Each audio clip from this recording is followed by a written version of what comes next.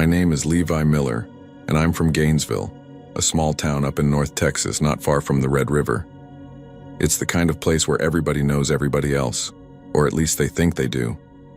Folks here have been living in the same houses for generations, clinging to their roots like the old oak trees that line our streets. You'd think that in a place like that, nothing could go wrong.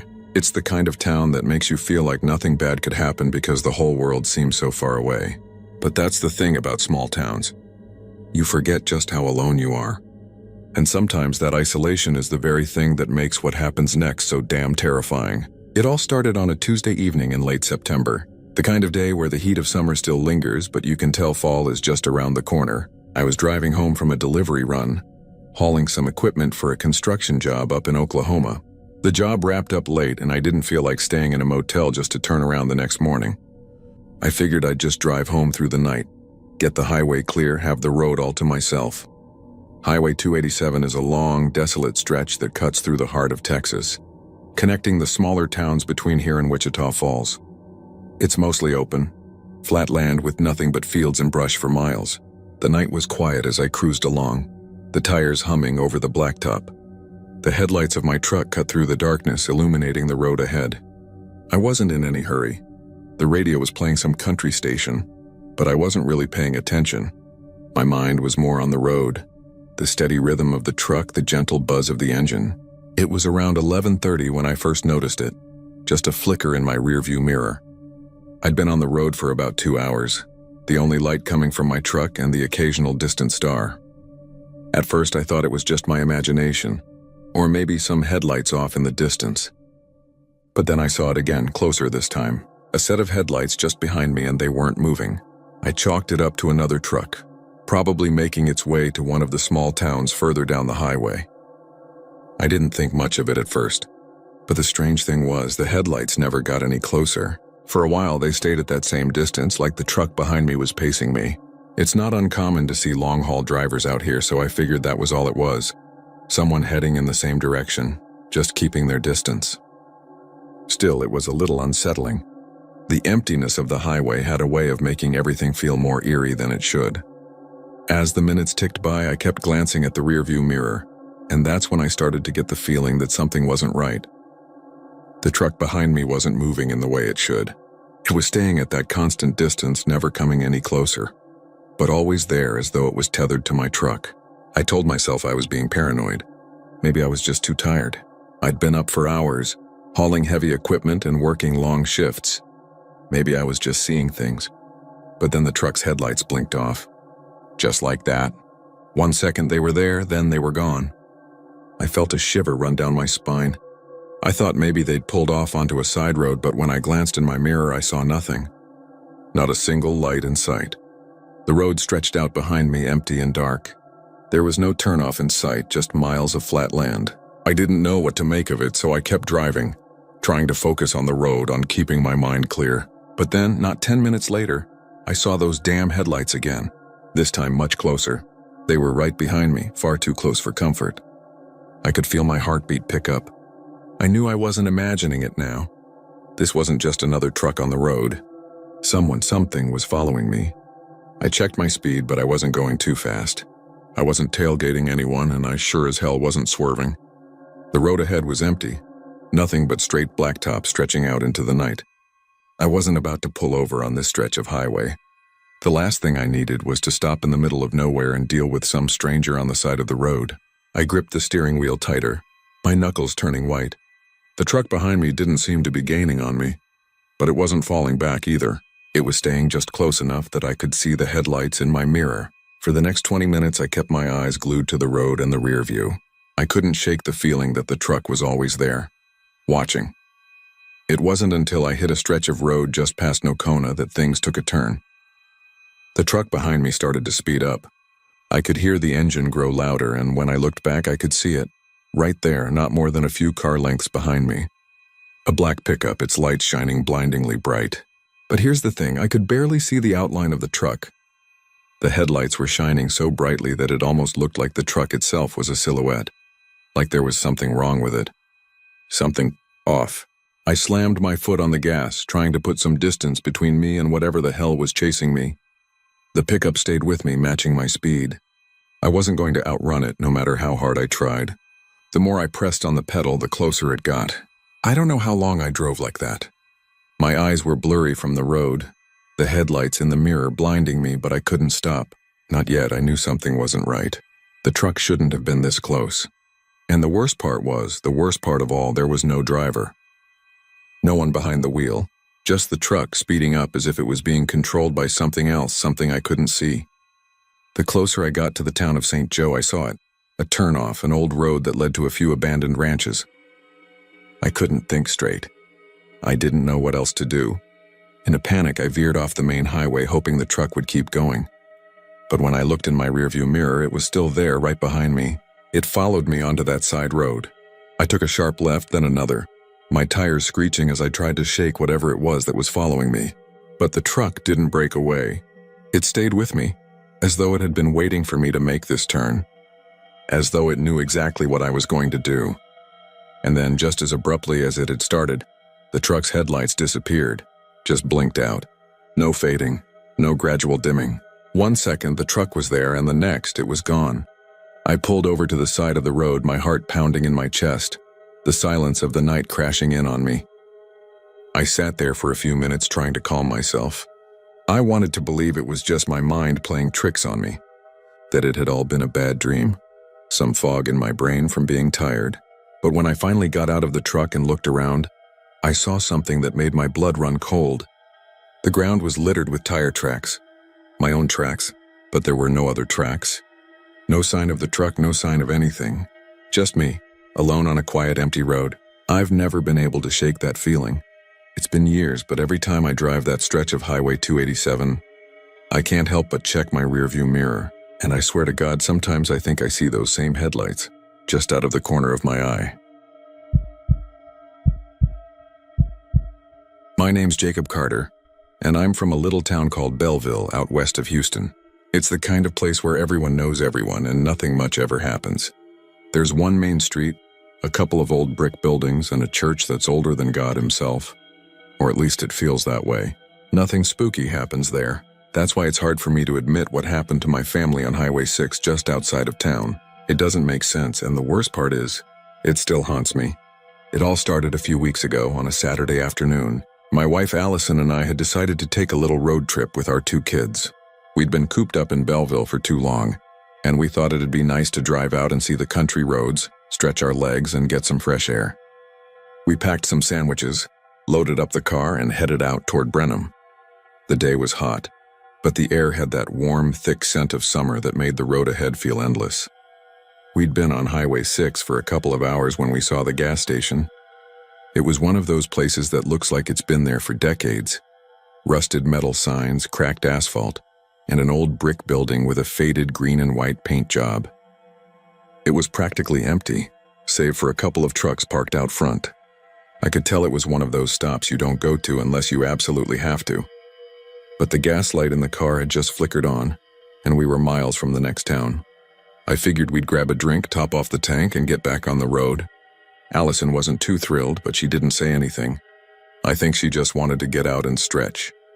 We pulled into the gravel lot, the tires crunching as I parked. The heat hung heavy in the air, the sun beginning to dip low in the sky, casting long shadows across the ground. The station was quiet, too quiet for the middle of the day. I remember thinking it was odd that there was no one around, no workers, no customers. "Stay close," I told the kids as I got out of the car. They were used to it by then, how I always worried about strange places. My son Charlie was about 9 and always brimming with energy. He darted for the door of the station before I could even say anything else. "I'll be back in a minute," he yelled, already halfway there. I was about to call after him, but Allison stopped me with a soft shake of her head. "Let him go," she said. "He's fine. You worry too much." "Yeah," I said. But something about the place still gave me the creeps. I couldn't shake it. I didn't like the way the wind felt, the way the shadows seemed to stretch out like fingers reaching for something. I walked over to the pumps with the kids trailing behind, and I saw an old man sitting on a bench beside the building. He was hunched over, his legs splayed out in front of him, a straw hat pulled low over his face. His clothes were dusty and his boots looked like they hadn't been polished in years. His face was craggy, like he'd seen 100 Texas summers. I thought about saying something, maybe asking him if he knew where the restroom was, but I didn't. Something about him made me uncomfortable, like he wasn't supposed to be there.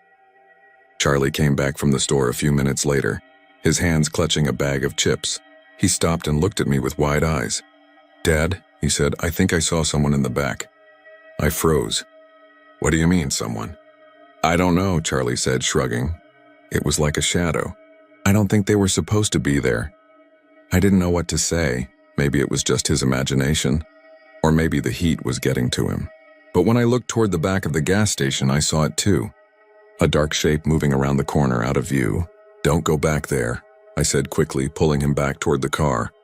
Allison was already getting into the front seat with our daughter Emma, who had been unusually quiet. Her eyes were wide, her little face pale as she stared out the window. "Let's just go," Allison said. "This place is freaking me out." I agreed. I was ready to get out of there, but I still had to fill up the car. I turned back toward the gas pumps, but when I glanced over at the bench where the old man had been sitting, I realized he was gone. The bench was empty. I didn't think much of it at first. Maybe he'd gone inside or wandered off somewhere. But as I filled the car with gas, I couldn't shake the feeling that I was being watched. By the time the tank was full, the place seemed even quieter. Charlie, Emma, and Allison were already back in the car waiting for me. I had just finished pumping the gas when I turned to walk back to the car. And that's when it happened. My father, the man I had known for over 40 years, was gone. No trace of him. Just an empty seat in the front of the car. "Dad?" I called, a knot tightening in my stomach. I stepped toward the door. "Dad, where are you?" No answer. My heart pounded in my chest. I rushed inside the station, but it was empty. No sign of the clerk, no sound of footsteps, nothing. I called out again, but there was nothing but the sound of my own voice echoing back at me. I didn't know what to think. I ran back to the car, checked the back seat, looked under the vehicle, but there was no sign of him. It was as if he had just vanished. I got in the car, my hands shaking on the wheel. The kids were crying now, asking where their grandpa had gone. "Stay calm," Allison whispered, but I could hear the edge in her voice, the same fear crawling up her spine that was gripping mine. We drove around the gas station for a while, looking for any sign of him, but there was nothing. No footprints, no tire tracks, no sign of any movement. We called the police when we got to the next town, but they couldn't find anything. They sent officers to search the area, but they came back empty-handed. No one had seen anything. There were no security cameras at the station, no witnesses who could remember a thing. They put out a missing person report, but the weeks went by and we didn't hear a word. No calls, no tips, no signs of my father. He had just disappeared off the face of the earth. I went back to that gas station twice, trying to retrace my steps, trying to figure out what happened. But both times it was like the place had never existed. The station looked abandoned, covered in dust, with weeds growing up between the cracks in the pavement. The old man was never there. The gas pumps were all shut off. It was as though the place had vanished too. And to this day, no one knows what happened to my father. He just disappeared, gone without a trace. I don't know what that shadow was that Charlie saw or why it was moving around the back of the station. I don't know why that old man was sitting there or why he left without a word. But what I do know is this. Sometimes when I drive through that stretch of Highway 6, I catch myself looking in the rearview mirror, half expecting to see my dad sitting in the back seat, as if he's been there all along, just waiting for us to realize he never left. My name is Ben Harper, and I'm from Eagle Pass, Texas. The kind of place where the sun beats down on the asphalt like it's trying to turn the world into something resembling a frying pan. It's a town that's seen better days, though the river's always running just fine, and that's about the only thing that stays constant. You don't come to Eagle Pass unless you have a reason, or you're just passing through, and that's exactly what I was doing that day. Passing through. I was driving back from San Antonio after visiting my brother, feeling the weight of the day pulling me down as I made my way along Route 90. That road, straight as a ruler and stretching on forever, feels like the kind of place where bad things could happen. Not that I'm superstitious. I don't believe in ghosts or hauntings, but after what happened to me on that stretch of highway, I'm not sure what I believe anymore. It was late in the evening and the sky was bruised with the last hints of sunset. There wasn't much on the road, just the occasional ranch gate and the occasional faded sign for gas stations that had seen better years. The kind of place where you'd expect the occasional hitchhiker, someone looking for a ride to the next town over, or maybe just someone who'd lost their way. That's how I came across him. I was cruising past the old gas station near the border when I saw him standing there, his thumb out, waiting. Something about the way he looked caught my eye. Maybe it was his posture or the fact that he seemed so out of place. He was wearing a faded red jacket and jeans, the kind of clothes that didn't quite match the weather or the desolation of the area. It wasn't hot that day, but it wasn't exactly cool either. He seemed like a relic, like he belonged to a different time altogether. I was tired and my brain wasn't fully firing on all cylinders, so when I pulled over, I didn't even think twice about it. He looked at me through the rearview mirror with those eyes of his, pale blue, wide like he'd been up too long without sleep. Or maybe he hadn't seen the sun in years. I rolled the window down and he got in without a word, just a slow nod. I could tell right away that he wasn't much of a talker, the kind of guy who doesn't need to say much, but when he does, you listen. So I let him be. The truck's old. A '98 Ford, nothing flashy, just something I could rely on. The engine hummed beneath us as we drove through the emptiness. No other cars on the road, just the sound of tires grinding against the asphalt and the occasional rumble of wind. "You headed far?" I asked after a while, trying to break the silence. He looked over at me and I felt a chill run through me. Like I was being scrutinized, not in a way that was uncomfortable, but more like he was seeing something in me that I couldn't quite place.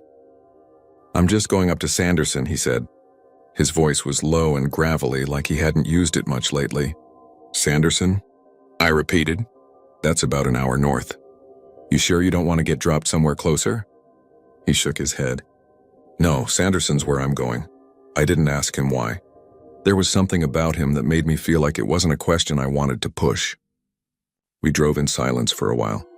The desert stretched out on either side of us, the occasional tumbleweed skittering across the road. I wasn't in any hurry. Maybe that's why it didn't feel strange at first when I noticed how the temperature inside the truck seemed to drop.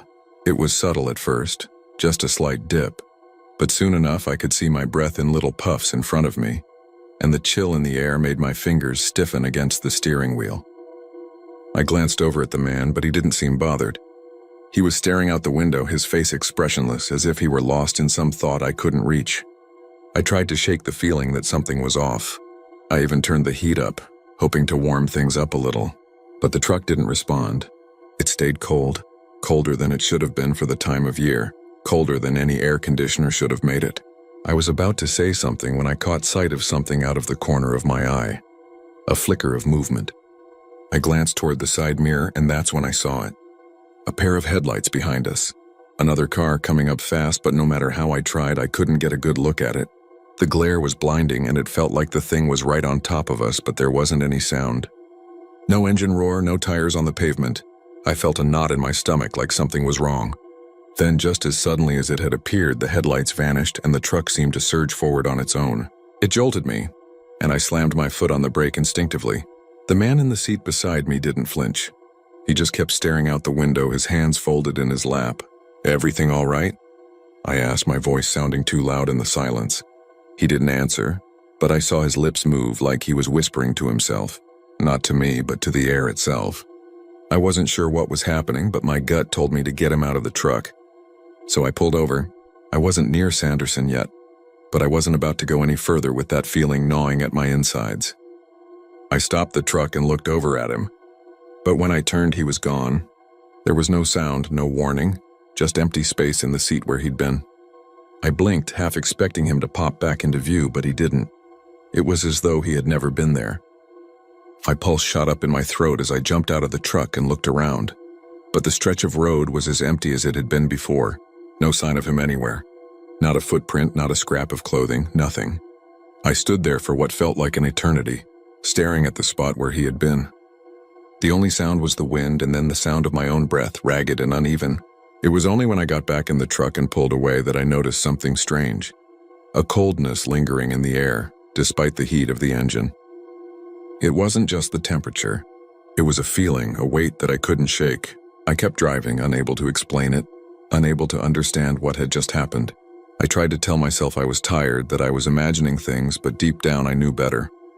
A few weeks later, I had to drive that stretch of Route 90 again, and when I passed that same spot, I saw him, standing there waiting. Same red jacket, same pale blue eyes. The only problem was he should have been dead. He died in a car accident back in the 70s. I knew because I'd seen his obituary. A tragic wreck, they said. His name was Elijah Wren. I didn't stop that time. I don't think I could have, even if I wanted to. My name is Randy Cole, and I'm from a small town called Del Rio down along the border in Texas. You probably haven't heard of it unless you've been to the edge of the world, like I have. The kind of place where folks know each other's business before they even say a word. But it's also the kind of place you leave as soon as you can. I've been driving long-haul trucks for over 25 years. And when you're on the road that long, you see a lot of things that'll make you wonder if your mind's still intact. Some of it's from the tired eyes and late nights, but some of it's real. And what happened that night near Sanderson, well, that's something I can't explain. I'd been on the road for hours, the last stretch of a route from Laredo to El Paso. The night was thick, the kind of oppressive heat that even the wind can't seem to move. You know how it is in these parts? Once the sun goes down, the air feels like it's still holding on to the day's heat, clinging to your skin like a damp towel. You'd think you could get some relief out there in the desert, but that night was different. The air was still and suffocating, and the only thing keeping me awake was the hum of the engine, the occasional sway of the truck, and the never-ending road. I had just passed the turnoff for Sanderson, barely a speck of a town. No lights, no nothing. Just a couple of old buildings and the railroad tracks that ran alongside the highway. The stretch of road there is empty, just flat desert and the train tracks cutting through the dust. I remember thinking how strange it felt, driving through such a dead zone, but I'd been through there plenty of times before, and I always made sure to push through without stopping. But that night something caught my eye. It wasn't much at first, just a shape at the edge of the road, the kind of thing that would make you squint, unsure if it was a trick of the headlights or just the desert playing its usual games. But it wasn't, I could tell as I got closer. There was a woman standing there, right at the edge of the railroad tracks, her figure bathed in the pale glow of my truck's lights. She wasn't moving, just standing still like she had all the time in the world. Now let me tell you something about these roads. People don't just stand out here, not this far from anywhere. There's nothing out there. Not a house, not a single car. Just miles of sand and rocks. So when I saw her, I felt a twinge of something. A mix of concern and confusion. I slowed down, leaning forward, squinting through the windshield. She was wearing a long, flowing white dress. Too clean for this place, too bright against the darkness of the desert night. It looked almost out of place, like something from a different time. The kind of dress a person might wear to a wedding or a funeral, and I thought that was strange enough, but then there was the way she stood. The stillness of it. It was like she wasn't a part of the world, just some figure hanging on the edge of it. I was tired, no doubt about that.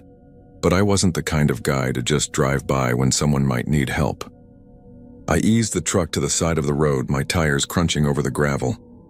The engine idled softly as I threw it into park and swung the door open. The air felt even thicker when I stepped out, like it was trying to hold me back, but I ignored it. "Hey," I called out, my voice cutting through the silence. No response. I walked a few steps forward, squinting at her. I was close enough now to see that she wasn't moving, but she wasn't looking at me either.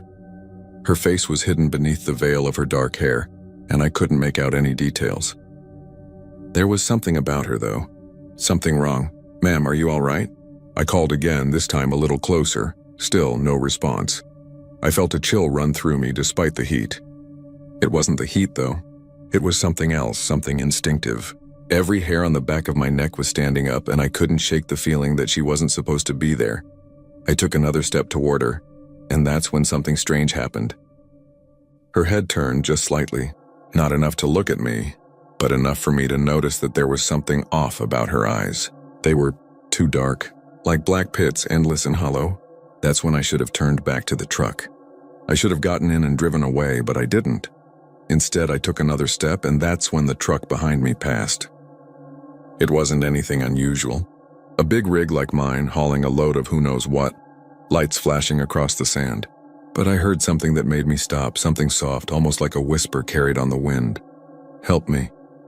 It wasn't much, just a breath of a sound, but it felt like it came from everywhere and nowhere, like the desert itself was speaking to me. I froze, my eyes locked on the woman. The whisper seemed to hang in the air, and for a second I thought I might have imagined it, but then I heard it again. "Help me." I stepped forward, closer still. Something urged me on, a strange pull like I was meant to help her. But when I reached her, I realized she wasn't there. There was nothing but the open space where she'd been standing, the desert wind blowing through the dust. Just the railroad tracks, empty and still, stretching out into the night. I scanned the area, confused, my heart pounding in my chest. "Hello?" I called, looking left and right. Nothing. I stood there for a moment, my breath coming faster now. I was looking for anything. Tracks, footprints, signs she'd been there at all. But there was nothing. Just dirt and sand stretching for miles. Then I saw it. Footprints. Barefoot prints leading away from the tracks, fading into the night. My stomach twisted as I followed them, the prints disappearing into the distance. I turned back to the spot where I'd last seen her, but there was nothing there. No sign of anyone. Nothing to explain what I'd seen. I don't know how long I stood there, but it was long enough to feel the weight of the silence pressing in on me. I don't know why, but I got in the truck, started it up, and drove away without looking back. The next day I passed that same stretch of road again. No sign of anyone, not even the faintest trace of footprints in the dirt. I stopped the truck, got out, and checked the area carefully. Nothing. Not a single footprint, not a shadow of where she'd been. I've never forgotten her, though. The woman in the white dress. The way she stood there, so still and unnatural. The way her eyes. I don't know how to explain it, but I think she was asking for help. Though I don't know what kind of help a person like her could want. I've driven that route hundreds of times since then, but I've never seen her again, and maybe that's for the best. Some things, once you see them, you can never unsee. My name is Hank Hollis, and I'm from a little town out by the eastern edge of Texas, a place called Huntsville. It's the sort of town people drive through without a second thought, but they don't know much about the roads that twist like veins through the trees, or the places that hide in the shadows of those trees. Most of the time, nothing happens out here, but that's the problem, isn't it? When nothing happens, the worst things are free to creep into the spaces between the quiet. I remember the day it all started like it was yesterday, though it's been more than 30 years now. They never talk about it much anymore, not since it happened. The news was quick to sweep it under the rug. Just another accident on a forgotten stretch of highway. Just another tragedy, another pile of bodies. But there was more to it than that, much more. It was a late summer evening.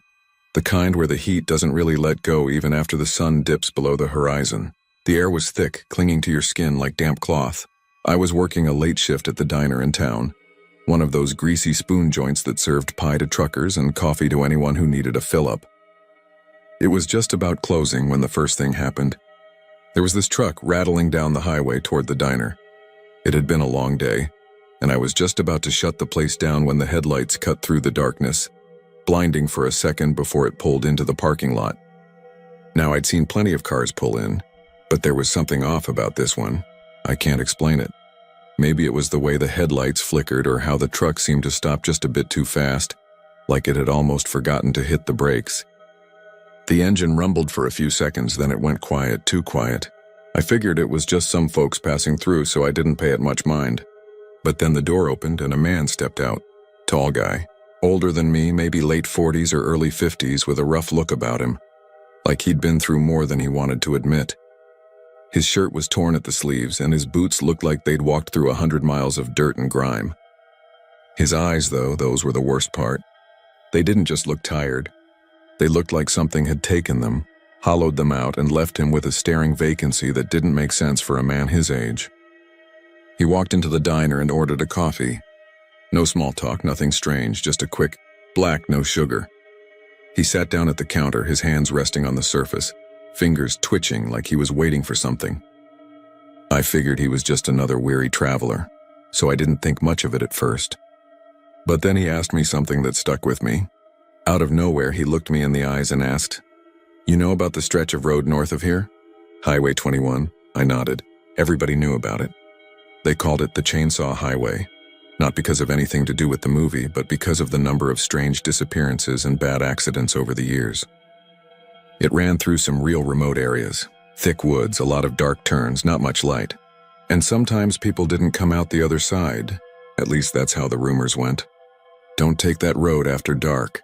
he said, his voice dropping to a whisper like he didn't want anyone else to hear. Not if you're not looking to die.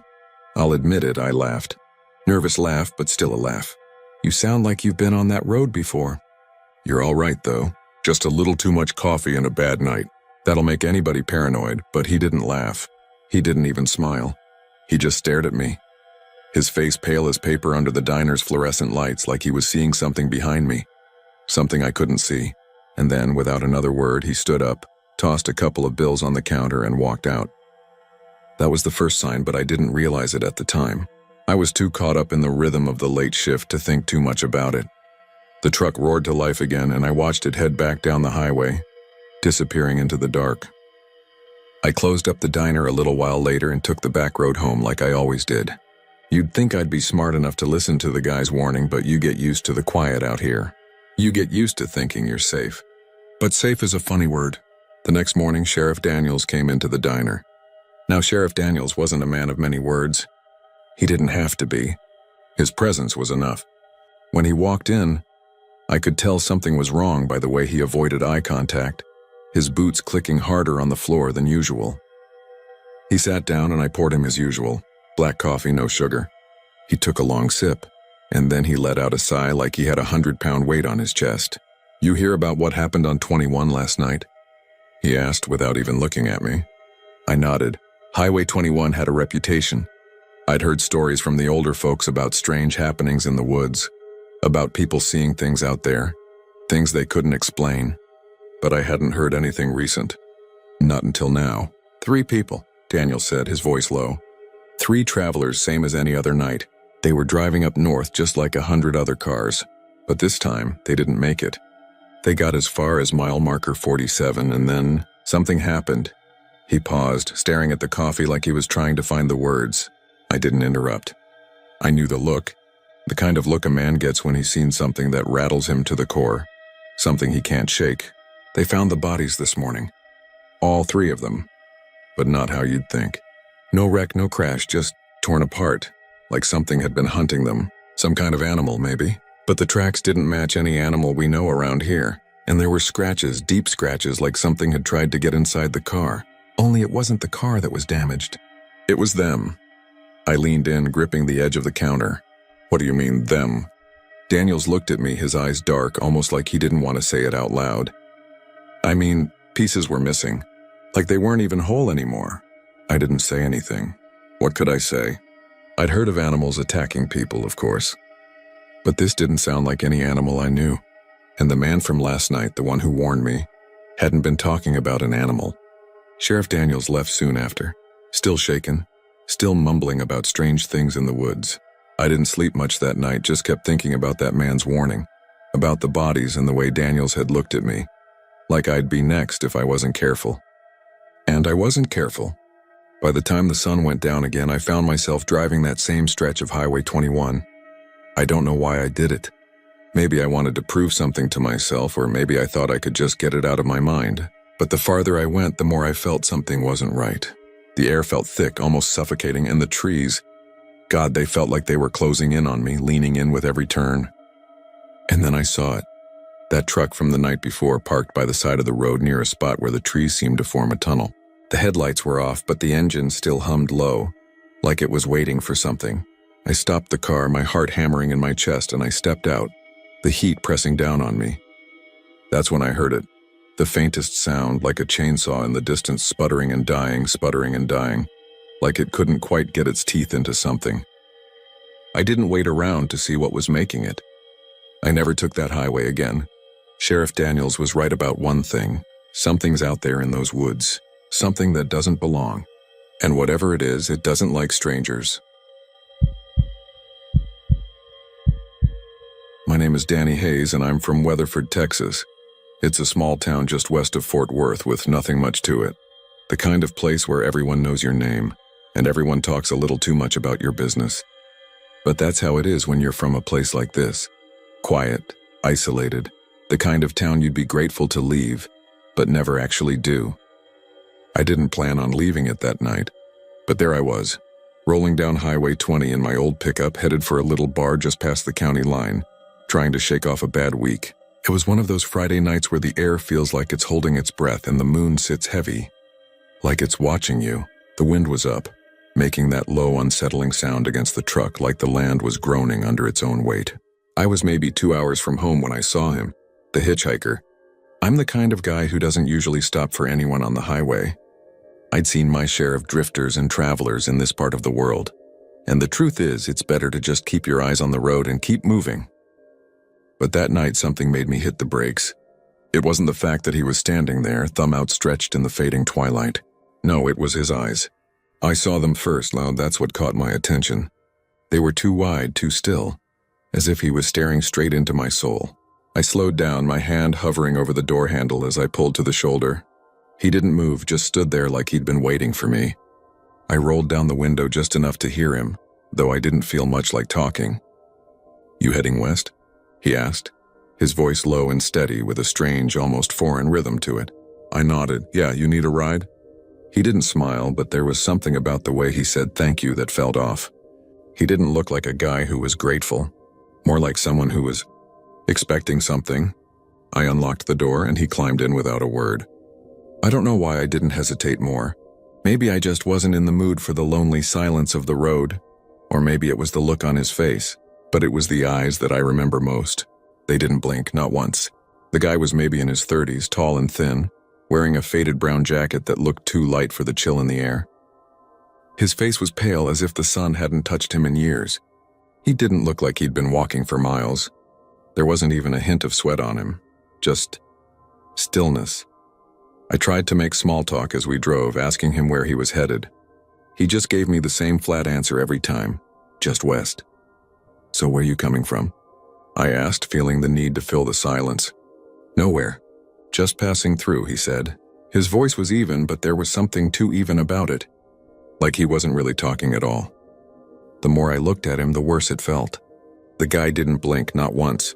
I remember feeling the back of my neck prickle, the hairs standing up like they could sense something I couldn't quite put my finger on. His gaze never shifted. His eyes were wide, fixed forward, staring straight ahead as if there was nothing else in the world. Every now and then I'd glance at him, but he wouldn't move.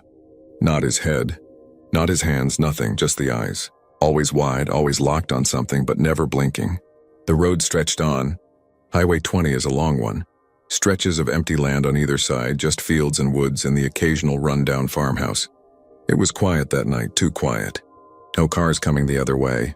No trucks hauling goods, no animals rustling in the brush. You ever get the feeling that everything out here is just waiting? I asked, trying to break the tension. He didn't respond. At first I thought maybe he hadn't heard me, but then I noticed his mouth had tightened just the slightest bit. "Yeah," he finally said, his voice like it was scraped out of his throat. "Everything out here is waiting for something." I didn't know what to make of that, but it made my chest feel a little tighter. Something about his voice, and that it wasn't just the words but the way they hung in the air, heavy and hollow at the same time. The closer we got to my destination, the worse it felt. I was about 5 minutes out when I saw a truck pull off the highway just ahead of me. It was one of those old rigs, beat up and rusted, one with a broken taillight. The driver didn't even bother to look over, just kept walking down the road into the darkness. I wasn't sure why, but it unnerved me. It was like there was a sudden weight on my chest, like the air was pressing in from all sides. And then I realized the hitchhiker hadn't moved an inch. I glanced over at him, but it was like staring at a mannequin. His face was just too still, his eyes locked forward, his hands resting on his knees. It was like he wasn't alive at all. He didn't even feel alive. I had to fight the urge to pull over right then and there, but instead I kept my foot on the gas, the truck rumbling beneath me. The headlights cut through the darkness, and that's when I saw it. A figure standing at the edge of the road just outside the reach of the headlights. It was tall, maybe 6 feet or more, but there was something wrong about it. It looked like a person, but there was no real shape to it. Just a dark silhouette standing still and watching me. I jerked my head back to the hitchhiker. "You see that?" I asked, my voice shaking. He didn't answer. He didn't even blink. I didn't want to look back at the road, but I had to. The figure was gone. I pulled up to the bar a minute later, the wheels of the truck scraping against the gravel as I parked. The place was dark, and the only sound was the wind brushing against the empty sign hanging out front. I turned off the engine and sat there, my hand still gripping the steering wheel. I turned to the hitchhiker. "This is it," I said, trying to sound casual. "You can get out here." But when I looked at the passenger seat, it was empty. No trace of him. No sign of movement. Not even a shift in the air to show he'd been there at all. I don't know what happened. Maybe he was never there at all. But I swear to God I can still see his eyes, wide and still, staring into me. I went inside that bar. I didn't tell anyone what happened, but when I got to the counter, the bartender, a guy named Ed who'd been working there for years, gave me a funny look. "You okay, Danny?" he asked, his voice low. I looked at him and nodded, but I could swear he knew something I didn't. I stayed at that bar longer than I should have, trying to drown out the feeling that was creeping up my spine. I'd driven through those parts of Highway 20 plenty of times, but something about that night had changed everything. I never saw the hitchhiker again, never found out who he was, but I heard stories, strange ones, about a man who'd been seen on that stretch of road for years, just standing there waiting. People say he doesn't blink, and they say, if you pick him up, you'll never be the same. Maybe I didn't believe in ghosts or curses before that night, but I do now. I don't drive down Highway 20 at night anymore, and if I ever do, I always make sure to keep my eyes on the road, because some things aren't meant to be seen, and some people, they're not meant to be picked up. My name's Jake Martin, and I'm from Lubbock, Texas. I was just 24 when this happened. Not long after I married Lisa. She was my high school sweetheart, the kind of woman you never thought you'd be lucky enough to end up with. But there we were on our honeymoon. Well, not technically, but it was a trip to celebrate, so we called it that. Driving from Lubbock to Galveston. We'd been together long enough, and now we were on our way to spend a few days at the beach, basking in the sun and the idea of freedom. But I'll never forget the night we ended up at that motel. It was the middle of nowhere, the kind of place you see in a Stephen King novel, where the road stretches on, and the only sign of life is the occasional old gas station or empty house, all dusty and forgotten by time. I should have known from the moment we pulled off the highway that something wasn't right. Lisa was always the more cautious one. "Jake, are you sure this is where we want to stop?" she'd asked, voice full of doubt, her eyes darting around the cracked road. "We're fine," I'd said, trying to reassure her. "It's just a place to sleep. We're gonna keep going in the morning." But as I turned the car down the narrow dirt road toward the little motel, I couldn't shake the feeling that something was watching us. The headlights cut through the dark, lighting up the peeling signs that dotted the road, faded and cracked from years of neglect. The motel itself was old, older than any place we'd passed so far. The flickering neon light above the door made the whole place seem even more unsettling, as if it were barely hanging on to life. When we parked and got out of the car, the only sound was the distant hum of the highway behind us. The air felt thick, heavy, like it was holding something in, waiting. We walked to the door and I reached for the handle, but Lisa stopped me. "Jake, look at the window," she whispered. I glanced over, following her gaze. The curtain in one of the rooms was slightly pulled back and a pair of eyes were staring out at us. The person behind the window didn't move, didn't blink. It was like they were frozen in place. I shrugged it off. Probably just some old man watching TV or something. "Let's just get inside. We're only here for the night." We pushed through the door. The bell above it let out a faint jingle as we stepped into the lobby. It was dim inside, the air stale and thick with dust. There was a small counter in front of us, behind which stood the motel manager. He was an older man, maybe in his late 60s, with a thin, stringy beard and a set of eyes that didn't match his face. His smile was too wide, too stretched, like he was trying too hard to be friendly, and his teeth were yellowed like he hadn't brushed them in years. "Evening," he said, his voice a little too raspy. "What can I do for you?" I cleared my throat. "We're just looking for a room for the night." "How much is it?" The man blinked at us slowly, and then his smile stretched even further. "Just one night, huh? Well, I've got a room for you. Real quiet place." His voice dropped like he was sharing a secret. "Real nice and peaceful, too. No noise, no trouble. Just the sound of the wind out here at the end of the road." Lisa glanced around, and I could tell she was starting to get uncomfortable. I was starting to feel it too, but I pushed it down. "How much?" I repeated, trying to keep things normal. $40 for the night, he said, without missing a beat. Too cheap, too easy. I handed him the money, and he gave us a key. The moment he touched the key, I felt a shiver run up my spine, but I didn't know why. Maybe it was the way his fingers lingered on it just a little too long. Maybe it was the way his eyes didn't leave ours as we took it. "Room number 7, he said, his voice low now, almost a whisper. "You'll like it there." It's been waiting for someone. The hairs on the back of my neck stood up. I turned away, my heart suddenly pounding in my chest, and led Lisa down the hall to the room. The hallway was long and narrow, and every door looked the same. The carpet was threadbare, and there was a faint smell of mildew in the air. The walls were a sickly shade of yellow, the kind of color you only find in places long forgotten. The farther we walked, the more I felt like we were being watched, like the walls themselves were closing in. We reached room 7, and I hesitated before opening the door. Something in my gut told me to turn around, to leave, to go back to the highway and find somewhere else to stay. But I didn't. I pushed the door open and stepped inside. The room was exactly what you'd expect from a place like this. Furniture that had seen better days. The mattress stiff and cracked. The TV was an old box set, probably still with a tube inside. The wallpaper was peeling at the edges, revealing patches of bare drywall. It felt cold even though the air conditioner was running, and there was a musty odor that clung to everything. Lisa dropped her bag on the bed and glanced around the room. "This place gives me the creeps, Jake. I don't think we should stay here." "It's fine," I said, trying to sound reassuring. "We'll be out of here early tomorrow, okay? Just a few hours of sleep." But Lisa wasn't listening. She was already walking toward the window, pulling back the curtain to look outside. That's when I saw it. The man from the lobby was standing outside right by the door, staring at us. His face was pressed up against the glass, his eyes wide and unblinking, that same sickening grin on his face. I froze. "Jake," Lisa whispered. "He's out there. Why is he just standing there?" I didn't know what to say. I couldn't make sense of it.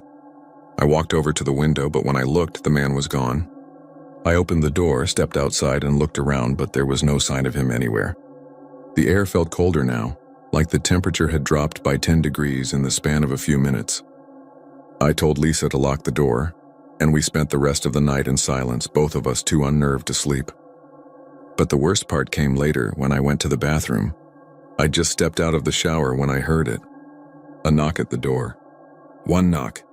I froze, my heart pounding in my chest. I wrapped a towel around my waist and stepped toward the door. But before I could reach it, I heard something that made my blood run cold. The man's voice, thin and raspy, drifted through the door, clear as day.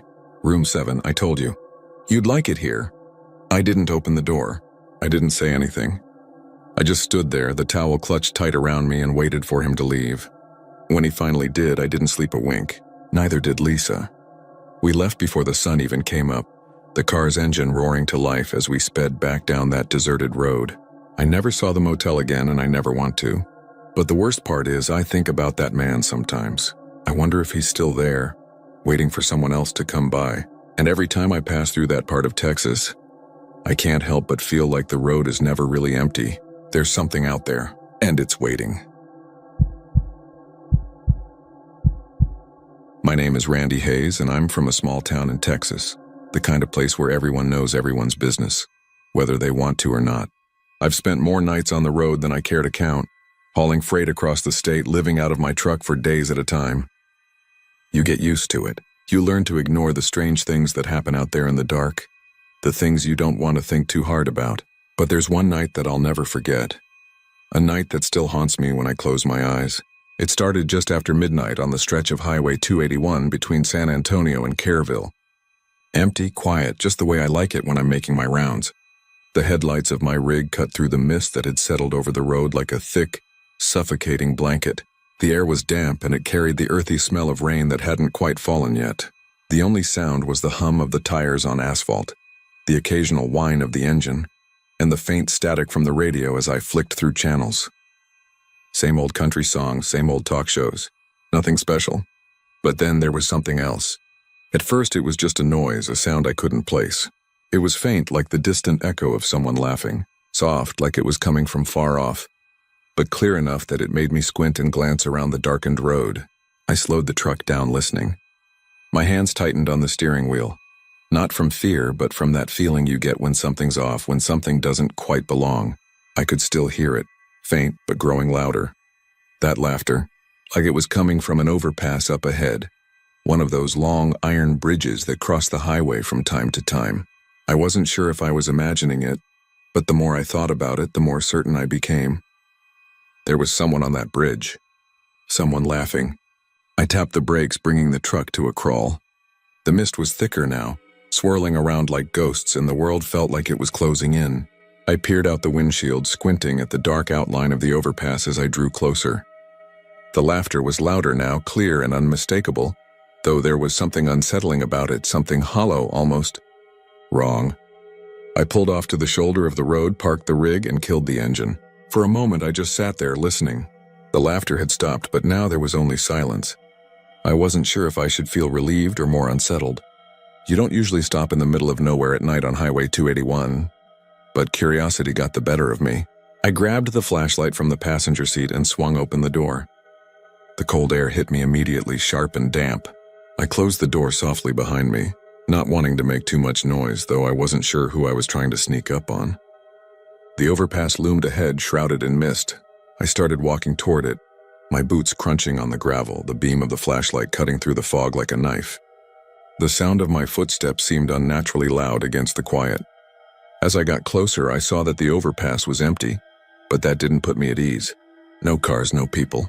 And then, just as I was about to turn back, I saw something. It was a shadow standing at the edge of the bridge. A dark figure so still it looked like part of the night itself. My heart skipped a beat. For a second, I wondered if my eyes were playing tricks on me. But then the shadow shifted. I could see it more clearly now. A tall, thin shape like someone standing completely still in the mist, waiting. "Hello?" I called out, my voice hoarse. There was no answer. I took a few more steps forward, and that's when I saw the others. More shadows scattered across the bridge, standing just at the edge, barely visible through the thickening fog. At first, I thought they were just shapes. Darkness bleeding into the night, but the more I looked, the more real they seemed. They were figures. Human figures. But they didn't move. They didn't even twitch. "Hey!" I shouted again, louder this time. Still nothing. The silence felt suffocating. I took another step forward, the beam of my flashlight sweeping across the bridge, illuminating the empty pavement. But the figures didn't budge. That's when I realized they weren't standing. They were waiting. And as I stood there staring at them, I felt it. That chill deep in my bones. The feeling that something was wrong, something was twisted about all of this. Suddenly, I heard the laughter again. This time, it was closer, louder, and it wasn't coming from just one person. It was coming from all of them. I froze. The sound echoed through the bridge, bouncing off the concrete walls, and it wasn't the kind of laughter you hear at a party or a bar. It was low, mocking, like they were laughing at something they knew, but I didn't.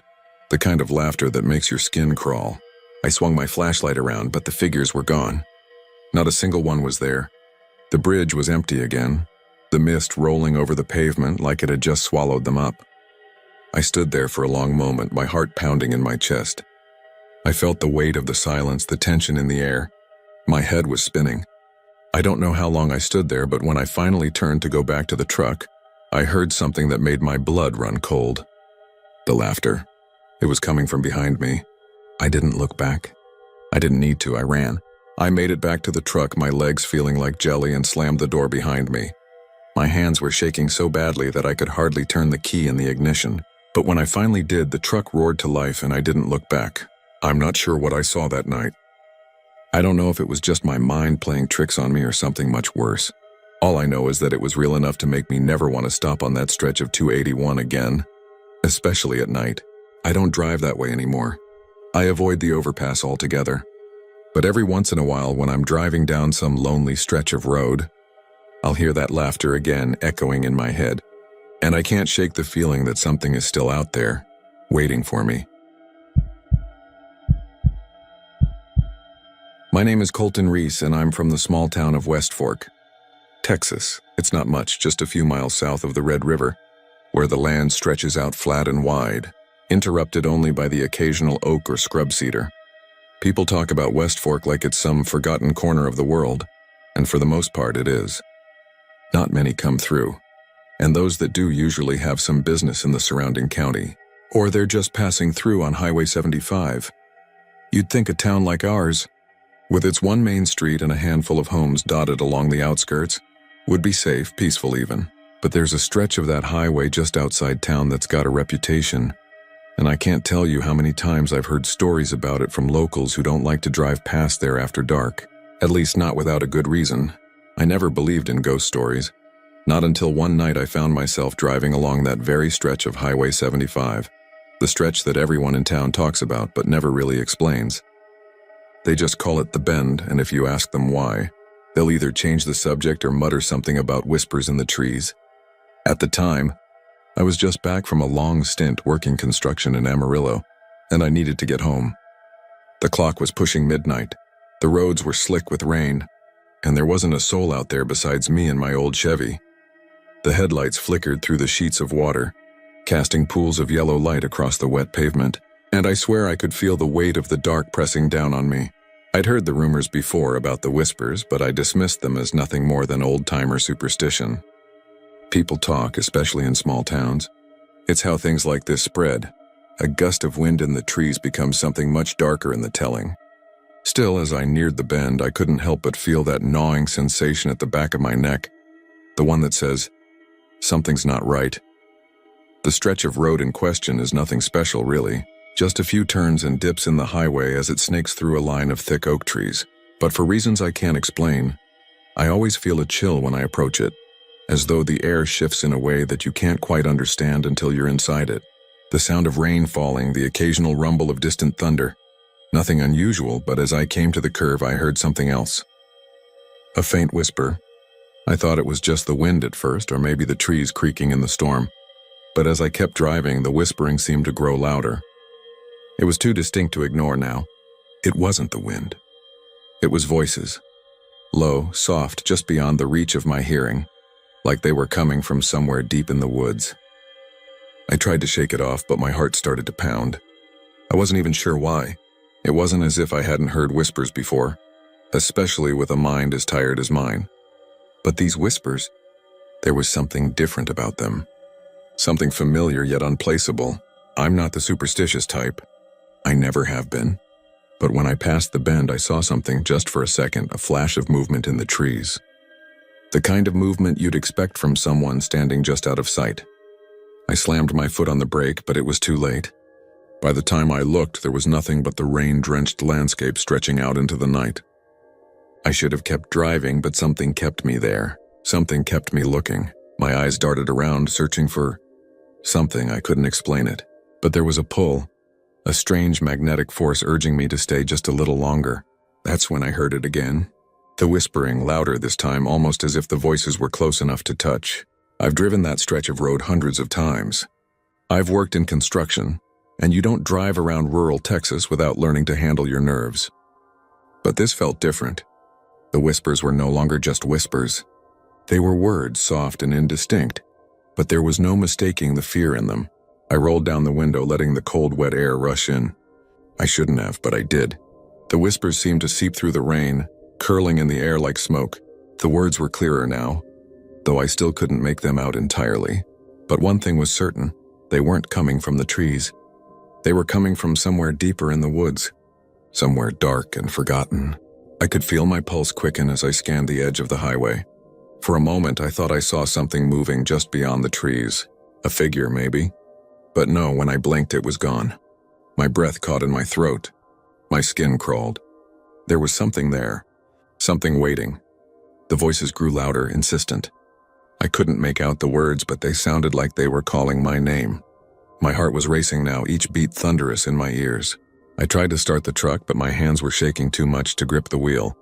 I finally managed to pull away, my tires slipping on the wet asphalt as I sped down the road. My eyes stayed glued to the rearview mirror, expecting to see something or someone following me. But the road was empty. The rain kept pouring down, and the only sound was the growl of the engine. I don't know how long I drove before I reached the town again. I didn't dare stop to look back at the bend, didn't want to know what might be waiting there. But as I pulled into my driveway, I saw something that made the hair on my neck stand up. A figure standing at the edge of the woods, watching. I don't know how long it stood there or if it was even real. I didn't stop to check.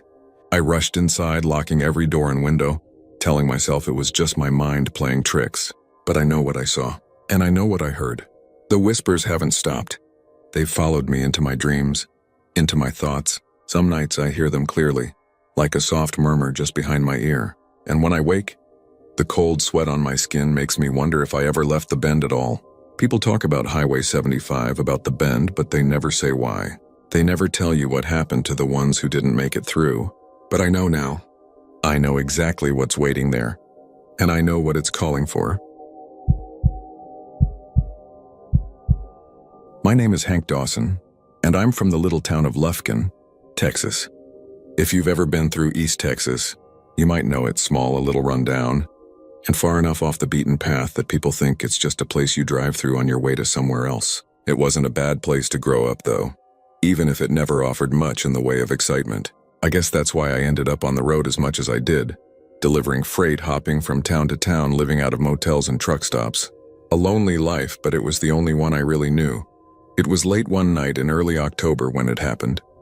I'd just finished a run to Texarkana, headed back toward Lufkin on Highway 59. The weather had been unsettled all day, hot and humid for most of it, then a sudden cold front rolled in. The sky had started to darken by the time I was cruising through the pine woods outside of Nacogdoches, the kind of dense forest that makes you feel like the trees are closing in around you. There's something about that stretch of highway that makes it feel like the world just disappears. Just the road, the trees, and the night. You drive for miles and miles without passing another soul. I wasn't in a hurry. The night was quiet, my thoughts drifting between the road and the radio static when I saw it. It was off to the side near the shoulder, just at the edge of the trees. At first I thought it was a trick of the shadows, maybe an animal or even a person, though I couldn't imagine why anyone would be out there at that hour. But no, it was a dog. Or at least I thought it was a dog. It was huge. I mean, bigger than any dog I've ever seen. I thought it might be a Great Dane or something, but this wasn't like any dog I'd ever seen. Its fur was black, shiny, almost oily under the headlights. It wasn't moving, just standing there staring at me. I could see its eyes glowing faintly like two small embers, but the thing was so big, so unnatural that it didn't feel like any normal dog. I don't know why I didn't slow down or stop. Maybe I was just too tired to process what I was seeing, but I didn't think much of it. I just kept driving, the low hum of my engine the only sound in the cab. Then as I passed it, the dog moved. It didn't run or lunge, it just shifted, like it was too large and heavy to make a normal movement. But it was fast, faster than anything that big should be, and it was right on the side of the road now, pacing along with my truck. At first I thought maybe it was just curious, or maybe it was chasing something. But then I saw the way it was looking at me. Its eyes never left my truck, never blinked, never shifted their focus. And that's when it hit me. This thing wasn't just a dog, it was something else. I pressed the pedal down, a little faster than I probably should have, but the road was straight and clear ahead. My breath felt shallow, a little too quick, but I tried to shake it off. Maybe I was just imagining things. I mean, it was dark out and I'd been driving for hours, but I couldn't ignore that gnawing feeling in the back of my mind. Something about the way that dog looked at me. It felt wrong, like it was waiting for something. I glanced in the rearview mirror, half expecting to see it still behind me, but all I saw was the winding road. No sign of the dog. I let out a breath of relief, but it didn't last long. The engine of my truck sputtered, then faltered. The lights flickered. I couldn't believe it. My truck had been running fine up until that moment. Now the needle on the gas gauge was acting all weird, like the engine was starving for fuel or maybe a spark plug had gone bad. It was the worst kind of feeling. Being out there on that road alone at night with a problem you didn't know how to fix. I tried to coax the truck along, but it wasn't having it. The engine sputtered again, and this time it cut out completely. The only sound now was the steady thump of my heart in my chest and the oppressive silence that filled the air. That's when I heard it. The sound of paws hitting the ground. A heavy rhythmic thump coming from somewhere behind me. My stomach dropped. I didn't want to look, but I couldn't stop myself. I turned my head just a little, just enough to catch a glimpse of it.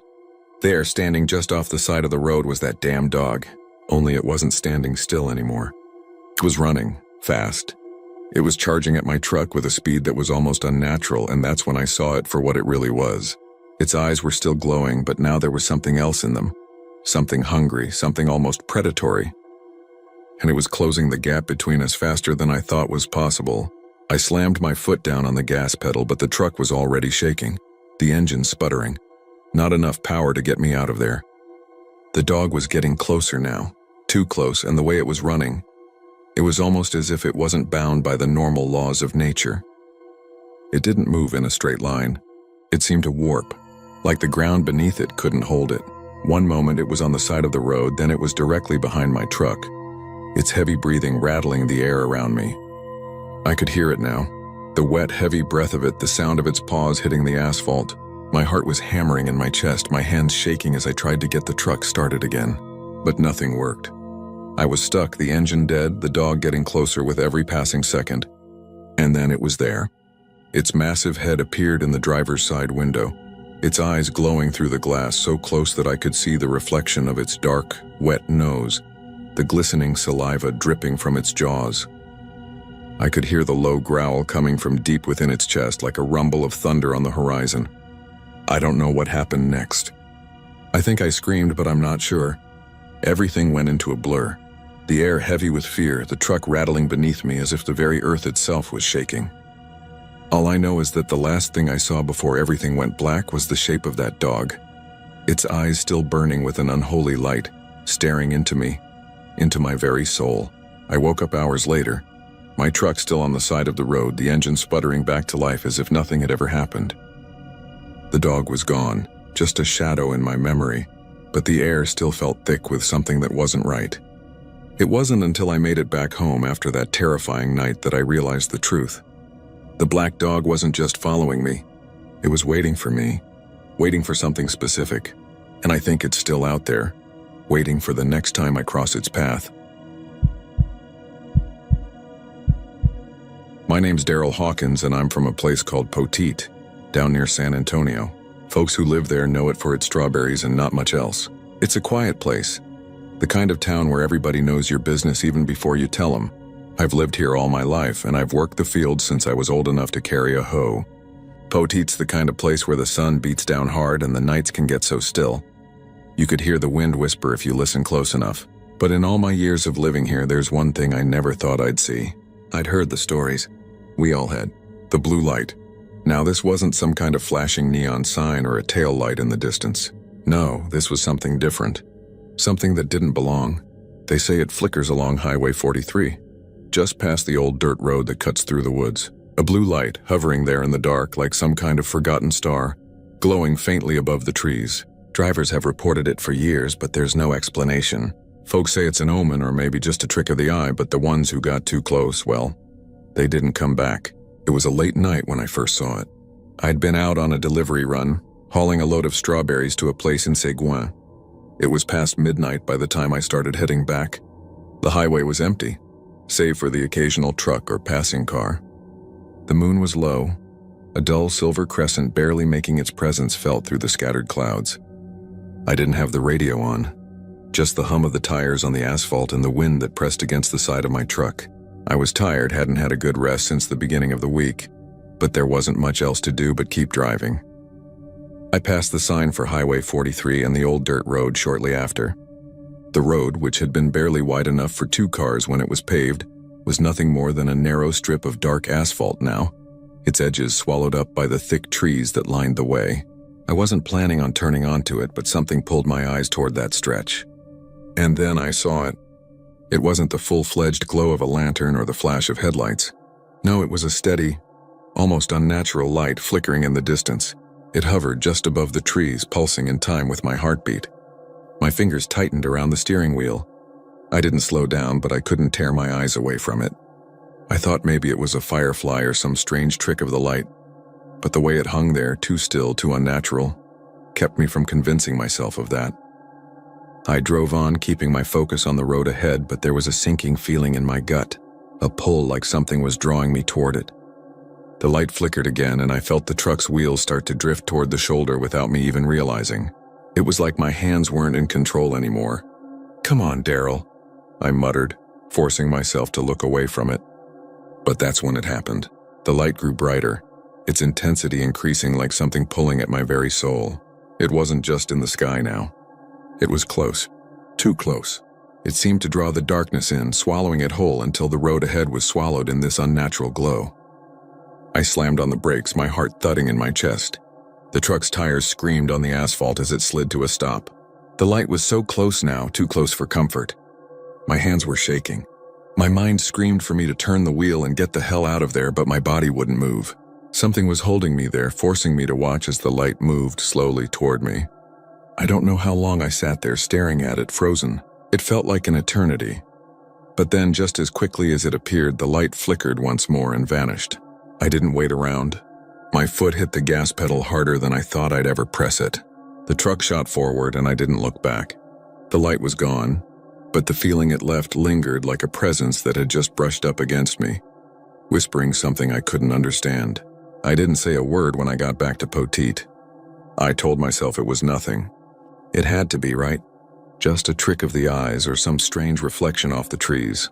People talk about seeing weird things late at night, and I'd never been one to buy into those ghost stories or tall tales. But that night, that light, it stayed with me. I couldn't shake the feeling that something out there was waiting. A week passed, and I thought I'd forgotten about it. But then my buddy Earl called me, asking if I wanted to grab a drink at the local bar. Earl and I had known each other for years. He'd been around since high school, working the same fields and trading stories about this and that. He was a good guy, a little wild in his younger days, but steady now with a wife and 2 kids. He came by my place that night to pick me up, and I didn't think much of it. We drove to the bar in the dark, and as we passed Highway 43, I noticed the trees again. The darkness seemed thicker than usual, like the road itself had something wrong about it. I tried not to think too much about it. I heard some weird stuff about that road, Earl said, breaking the silence. I glanced over at him. Like what? He shrugged, his hand steady on the wheel. People say they've seen things. Lights and shadows. Sometimes they hear things. Voices calling out in the night. Kinda like the place has got a mind of its own. I swallowed hard, my throat dry. You don't believe that crap, do you? Earl gave me a sidelong look. I don't know. You ever been out there? I shook my head. Nah, I've heard the stories, though. Doesn't sound like anything I need to get involved in. Earl smirked. Maybe not. But there's a few folks who say you can't go past the old dirt road after dark without something happening. I stiffened, that feeling of unease creeping up my spine again. I didn't want to talk about it. Didn't want to think about it. I wanted to forget what I saw, but I knew I couldn't. That was the night Earl disappeared. He went out to the old dirt road the next evening. Said he was curious. Told his wife he'd be back soon, but he never came home. We searched the area, asked around, but no one had seen him. The sheriff gave his usual spiel about not jumping to conclusions, but I knew. The blue light had claimed him. They found his truck the next morning, parked at the edge of the trees, but Earl was gone. There was no sign of him, not even a trace. Just the truck, empty and silent, sitting there like it had been waiting for him. I don't know why I went back. Maybe it was guilt, or maybe it was the nagging feeling that I'd missed something. I couldn't stop thinking about Earl, wondering if I'd ignored the signs too long. Maybe I could have done something. But when I drove down Highway 43 that night, I saw it again. The light. It was there, flickering, hovering in the distance. This time I knew better than to get too close. But the pull was there. I felt it deep inside me, a tug at my very soul. I never went back, and as far as I know, no one else has either. The stories keep getting told, though. They still say the light is out there, waiting for the next driver to come along.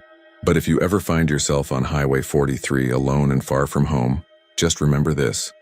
The blue light doesn't show itself to everyone. It picks its own. And once it has you, there's no coming back. My name is Jesse Collier, and I'm from Marshall, Texas.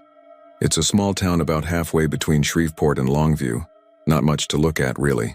Just a stretch of old highway, big trucks rolling through, and a handful of folks trying to make a living.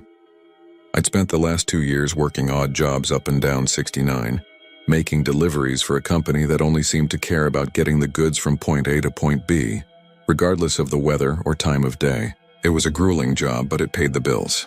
It was late, maybe around 2:30 in the morning, when I found myself alone on Highway 69 heading south toward Longview. The roads were slick with rain, and the headlights of my truck were barely cutting through the thick fog that had rolled in. I hadn't seen a car in the last hour, and the silence outside the truck felt like it was pressing in from all sides. I'd been driving for almost 12 hours straight, and the exhaustion was starting to crawl up my spine, making my eyelids heavy. I was almost to the outskirts of a town called Mount Pleasant when I saw her. The woman, I mean. She appeared out of nowhere, standing by the side of the road in a patch of dark, shadowy trees.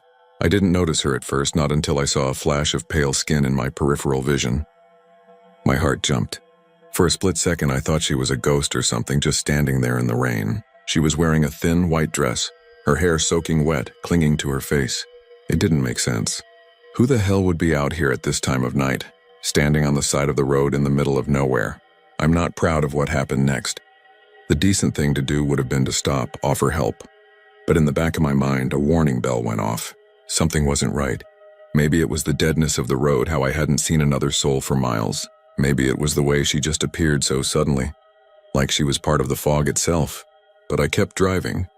I told myself it wasn't my problem, that I didn't need to get involved. The truck rumbled past her and I felt a sharp pang of guilt. Then I heard the knock. It wasn't like a soft tap. It was more like a heavy thud, something urgent, something desperate. I froze for a moment, my foot easing off the gas, and then my hand instinctively jerked the wheel to the right, pulling me over to the shoulder. I didn't want to stop, but my gut was telling me to. I don't know why. Maybe it was the sound of the knock or the fact that the silence that followed it felt wrong, like something was waiting just beyond my truck's window. I killed the engine and sat there for a second, my hands gripping the steering wheel, staring into the rearview mirror. The road behind me was empty. No sign of the woman. I was just about to put the truck back in gear and drive off when I saw her again. She was standing right next to my window, her face pressed against the glass. I could see her eyes, wide, terrified eyes, staring right at me. Her hands were pressed flat against the window, and her breath left foggy patterns on the glass as she looked at me, pleading with her eyes. Her mouth was moving, but no sound came through. I could see her lips forming the words, but I couldn't hear anything. I was frozen. I don't know what I thought she was going to do, but I didn't want to find out. I don't know why I rolled the window down. Maybe it was the fear, or maybe it was the urge to understand what the hell was going on. But I pushed the button and heard the soft hum of the motor as the window descended. I could smell the rain now, the wet earth and the dampness in the air. It was cold, too cold for her to be standing out there in just that thin dress. She didn't say anything at first. She just stared at me, those big eyes full of something I couldn't place. Then she whispered, just barely audible over the sound of the rain. "Help me." Her voice was high-pitched, weak. I felt my heart race, but I couldn't speak. I couldn't move. I just stared at her, waiting for something. Some explanation. But as I looked closer, I realized something that made the hairs on the back of my neck stand up. Her face wasn't right. Her skin was too pale, almost translucent, and her eyes, they were wide, almost too wide, like they were stretched out of shape, bulging, unnatural. There was something wrong about her. Something wrong in the way she was standing, her feet slightly off the ground like she wasn't really touching the earth beneath her. My hand was still on the window button, but I didn't dare touch it again. I wanted to pull away, to drive off, but I couldn't tear my eyes away from her. And then just like that, she was gone. 1 second she was there, pressing her face to the glass, and the next, nothing, just empty road. No sound, no movement. Just the rain tapping against the metal of my truck and the thrum of my heartbeat in my ears. I sat there for a long time, not knowing what to do. Not knowing what I had just seen. Was it real? Was I hallucinating from the exhaustion? I didn't know, but the fear stuck with me. Something was wrong with that woman. And whatever it wasn't human. I don't know how long I sat there before I started the truck and drove off. I didn't look in the rearview mirror. I didn't want to see her again. I just kept driving. And when I finally got to Longview, I couldn't stop shaking. The next morning, I tried to forget about it. I told myself it was just my mind playing tricks on me. But then I heard something that made my blood run cold. There had been a woman reported missing the night I was on that stretch of Highway 69. They found her body the next morning, just a few miles from where I had seen her, in the same spot by the side of the road. They said she had been walking alone, lost, and maybe had been hit by a car, but they couldn't explain why her body was found standing upright, her hands pressed flat against the ground like she was still trying to hold on to something, or why her eyes were wide open, like she had seen something that terrified her more than death itself. I haven't driven on that stretch of road since, and I don't think I ever will. Every time I close my eyes, I see those eyes staring at me, begging for help. And I wonder, who really needed help that night? Was it me or was it her? I don't know, but I don't ever want to find out.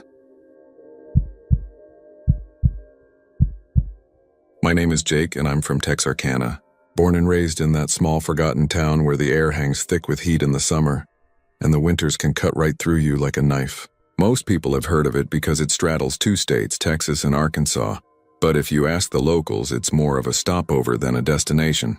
Not much happens here, and for the most part, that's just fine by me. It's easy to get lost in the woods and hide from the world when you don't need to be found. It was the summer of 2009 when I found myself out with my friends Carter, Billy, and Abby. One of those nights when the air felt heavy and there was this silence. Like the world was holding its breath. The kind of night where even the cicadas seem to pause for a moment. Like they're waiting for something. We'd been driving for hours, just going down old back roads for the hell of it.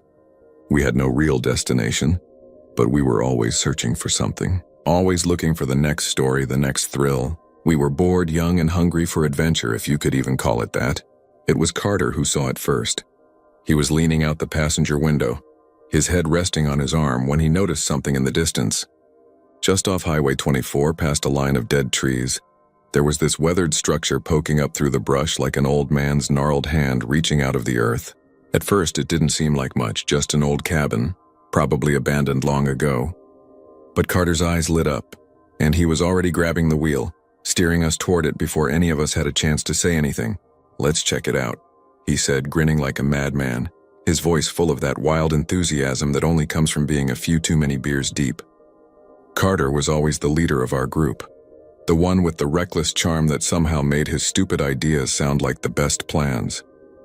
Billy, the quiet one, just shrugged from the back seat, his long legs folded up awkwardly beside Abby, who looked out the window, skeptical but intrigued. We pulled off the highway and onto a dirt road that led us deeper into the woods. The trees were thick here, their branches stretching out over the road like skeletal fingers. The shadows felt like they were alive, wrapping around the truck as we bounced along the uneven path. It wasn't long before the road ended at the cabin, which looked even older up close. The wood was rotted and gray, and the roof was sagging under the weight of years of neglect. Ivy crawled up the sides, choking the life out of what was once a place of refuge. "All right, let's take a look," Carter said, slapping his knees before hopping out of the truck. We all followed, and as we walked toward the cabin, I felt something strange in the air. It wasn't just the smell of decay. There was this sense of heaviness, like the place had been forgotten for a reason. There was a stillness to it that was almost suffocating. The door creaked as Carter pushed it open. Inside, the air was thick with dust. A single beam of moonlight shone through the cracks in the wooden walls, illuminating the floor, which was littered with broken furniture, old cans, and what looked like torn-up pages from a book. The walls were covered in strange markings, symbols I didn't recognize. They were drawn hastily, almost as if someone had been in a hurry, desperate to get them down before something caught up with them. "What the hell are these?" Abby asked, bending down to inspect one of the symbols. Her voice had that edge of unease I hadn't expected from her, considering she was the one who usually kept her cool. "I don't know," I replied, "but they don't look like anything I've seen before." Billy, who had been unusually quiet until then, walked toward the back of the cabin, his eyes scanning the room. There was something about his movements, hesitant, like he didn't want to be there but didn't want to say anything either. "That's blood," Billy said, his voice thin and shaky. We all turned to look where he was pointing. On the floor near the stairs leading to the second level, there were dark stains that looked like they had been there for a long time. The pattern was irregular, but it seemed to form something, a shape or maybe a symbol. The more I stared at it, the more I felt like it was watching me back. "You think someone died here?" Carter said, his voice half joking, like he was daring the place to be haunted. He was always the tough guy, but I could tell his nerves were starting to fray too. "I don't know," I said, "but whatever happened here, it doesn't feel right." That's when we heard it. A sound from upstairs, a thump, then something scraping across the floor, slow and deliberate, like someone or something was moving around up there. The air turned colder in an instant, and I felt my heart beat harder in my chest. The others seemed to feel it too, because nobody moved for a few seconds, just standing there, staring up the staircase like the source of that sound was going to come walking down at any moment. "You hear that?" Abby whispered, her voice barely audible, like she didn't want to acknowledge it. "Yeah," I said. "I hear it." There was another thump, louder this time, followed by the unmistakable sound of something dragging across the floor. It was coming from the room directly above us. For a split second, I thought I saw something move in the corner of my eye, but when I looked, there was nothing there. "I'm not going up there," Billy said, his voice strained. "There's something wrong with this place. Let's go." But Carter, of course, wasn't having any of it. He was already moving toward the stairs, his steps echoing in the dead silence. "Come on, don't be chickens," he said. But his voice had that shaky edge to it now, too. "Let's see what's up there." I wanted to stop him. I wanted to grab his arm and pull him out of there, but something about the cabin, the way it seemed to pull us in, made me stay rooted to the spot. Carter reached the top of the stairs and paused, looking back at us, his face pale under the dim light. "There's nothing up here, just a bunch of old junk." But just as he said that, a loud crash came from upstairs, a loud, jagged sound like wood splintering. We all froze, and for a moment the world seemed to stop, hanging on that one awful sound, and then silence. "I'm done," Abby said, her voice shaking now. She turned and bolted for the door, Billy right behind her. Carter didn't even hesitate. He was already halfway down the stairs, moving so fast I thought he might trip and fall. But as I turned to follow them, I felt something. Cold fingers, light but unmistakable, brushed against my arm. I whipped around, but there was nothing there. Just the emptiness of the cabin, the smell of dust and decay hanging thick in the air. But I couldn't shake the feeling. I wasn't alone. By the time we reached the truck and I threw open the door, I turned back just once. The cabin was quiet again, the shadows so thick I couldn't see past the porch. But up in the window above the stairs, I swear I saw something, a figure pale and twisted watching us. We didn't speak on the way back to town, not a word. Just the sound of the tires on the road and the cold chill that settled in our bones. When we got back to Texarkana, none of us ever brought it up again. I don't know what we saw that night, but whatever it was, it never left us. And every so often when the wind is right, I swear I can still hear it. That dragging sound, like something moving slowly, deliberately, just waiting for someone else to wander off Highway 24. My name is Tyler Grant, and I'm from a small town outside of Amarillo, Texas. You probably haven't heard of it. Most people haven't. It's the kind of place where the horizon stretches out forever, and nothing much ever happens except for the dust storms and the occasional roadkill. A town where everybody knows your name, but nobody knows your business. That's just how I like it. I was headed to San Antonio on a solo road trip. Nothing big, just a quick getaway to clear my head. I've always been the kind of guy who finds solace in long stretches of empty highway, the rumble of the engine, the steady hum of tires on asphalt. You'd think being alone in the car for hours would get lonely, but for me it's peaceful. Or at least it was. Before it started, it happened somewhere around the stretch of Highway 10, just east of Fort Stockton. The sun was sinking behind me, and the sky had that deep red tint like a bruise you could feel but not touch. I was making good time, but something about that stretch of road didn't sit right with me. Maybe it was the emptiness, the way the land seemed to swallow everything in its path. Or maybe it was just the creeping sense that I wasn't alone. At first, I tried to shake it off. It's just the isolation, I told myself. I've driven this highway dozens of times, and I've never felt anything like this before. But this time there was something off. I could feel it, like a pressure in the air, a weight on my chest. I didn't notice it at first, not until I took a glance in the rearview mirror. I was trying to make out the shape of a ranch house in the distance when I saw something odd. For just a moment, the reflection in the mirror didn't match up with what was in front of me. The seat behind me, it was empty, but it didn't feel empty. It felt crowded, like someone was sitting there just out of sight. I whipped my head around, expecting to see some hitchhiker or maybe a stray dog. Nothing, just the back seat bathed in the fading light of the setting sun. I shrugged it off, convinced it was my mind playing tricks on me. It had been a long day of driving and I was getting tired. The road seemed to stretch endlessly ahead, and I felt my eyelids getting heavier. Maybe I needed some sleep. I reached for the radio to change the station, the static crackling louder than usual. But before I could tune it, I heard it. A soft sigh. It came from the back seat just behind me. At first I thought it was the wind or the engine, but it wasn't. This was different. It was a breath deep and slow, like someone was settling into the seat behind me. I froze. My hand still hovered over the radio dial, my eyes darting to the rearview mirror, but there was nothing there. No movement, no shadow shifting across the seat. I told myself it was just fatigue. Maybe I was hearing things. But the longer I drove, the more convinced I became that someone was there. Every time I looked in the mirror, the space behind me seemed to loom larger, like something was filling the air, pressing in on me. And every so often, I'd hear that soft, slow breath again, just a whisper of air that wasn't mine. I tried to rationalize it. Maybe it was my imagination, maybe the leather seat creaking, maybe the wind slipping through the cracks in the windows, but none of that made sense. The breathing was too rhythmic, too deliberate, too real. I kept my eyes on the road, but I could feel it now. That presence. It was like something was right behind me, breathing in time with my own. A passenger I hadn't seen, but whose presence I couldn't ignore. I tried talking to myself, trying to break the tension. "Get it together, Tyler," I muttered aloud. "It's just the road messing with your head." But even as I said it, I knew something was wrong. The sound of the breathing grew louder, as if whatever was behind me was getting closer. I checked the rearview mirror again. This time I didn't just glance. I stared, waiting for any sign of movement, any sign that someone was sitting there. And that's when I saw it, a shadow, not in the seat itself, but on the seat. A faint, shifting outline like the shape of a person whose details were blurry, smeared. It wasn't clear, it wasn't solid, but it was there. I slammed my foot on the gas, but my heart was pounding, my blood running cold. The air in the car felt thick, too heavy, and my skin prickled like I was being watched, no, like I was being hunted. That was when I heard the voice. It wasn't words, not exactly. More like a low murmur, a whisper that I felt more than heard.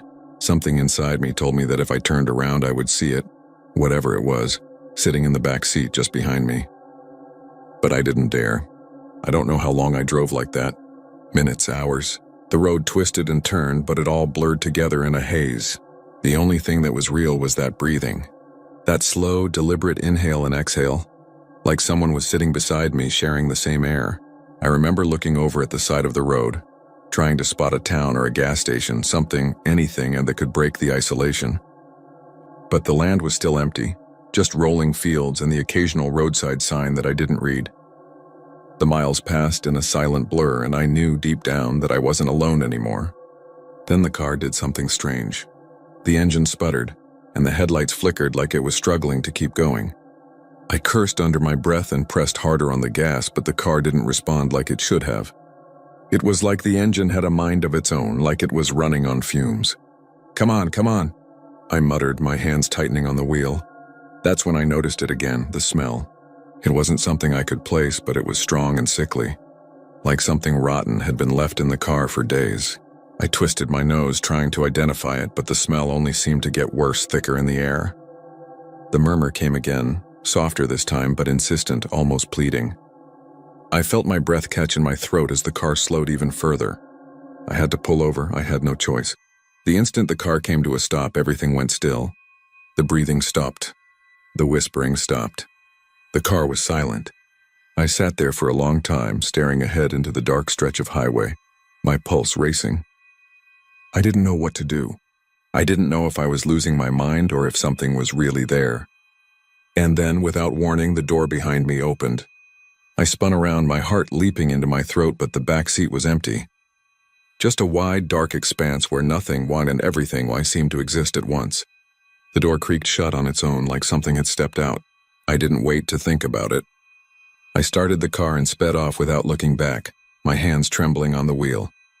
I drove for hours straight through the night until I couldn't remember what town I was in or even how I had gotten there. The next morning, I checked the back seat, convinced that whatever had been there would still be there. But it was clean, empty, except for one thing. A single deep breath still lingered in the air, and I could never quite shake the feeling that I was never really alone again. My name is Buck Red Dawson, and I'm from Marfa, Texas.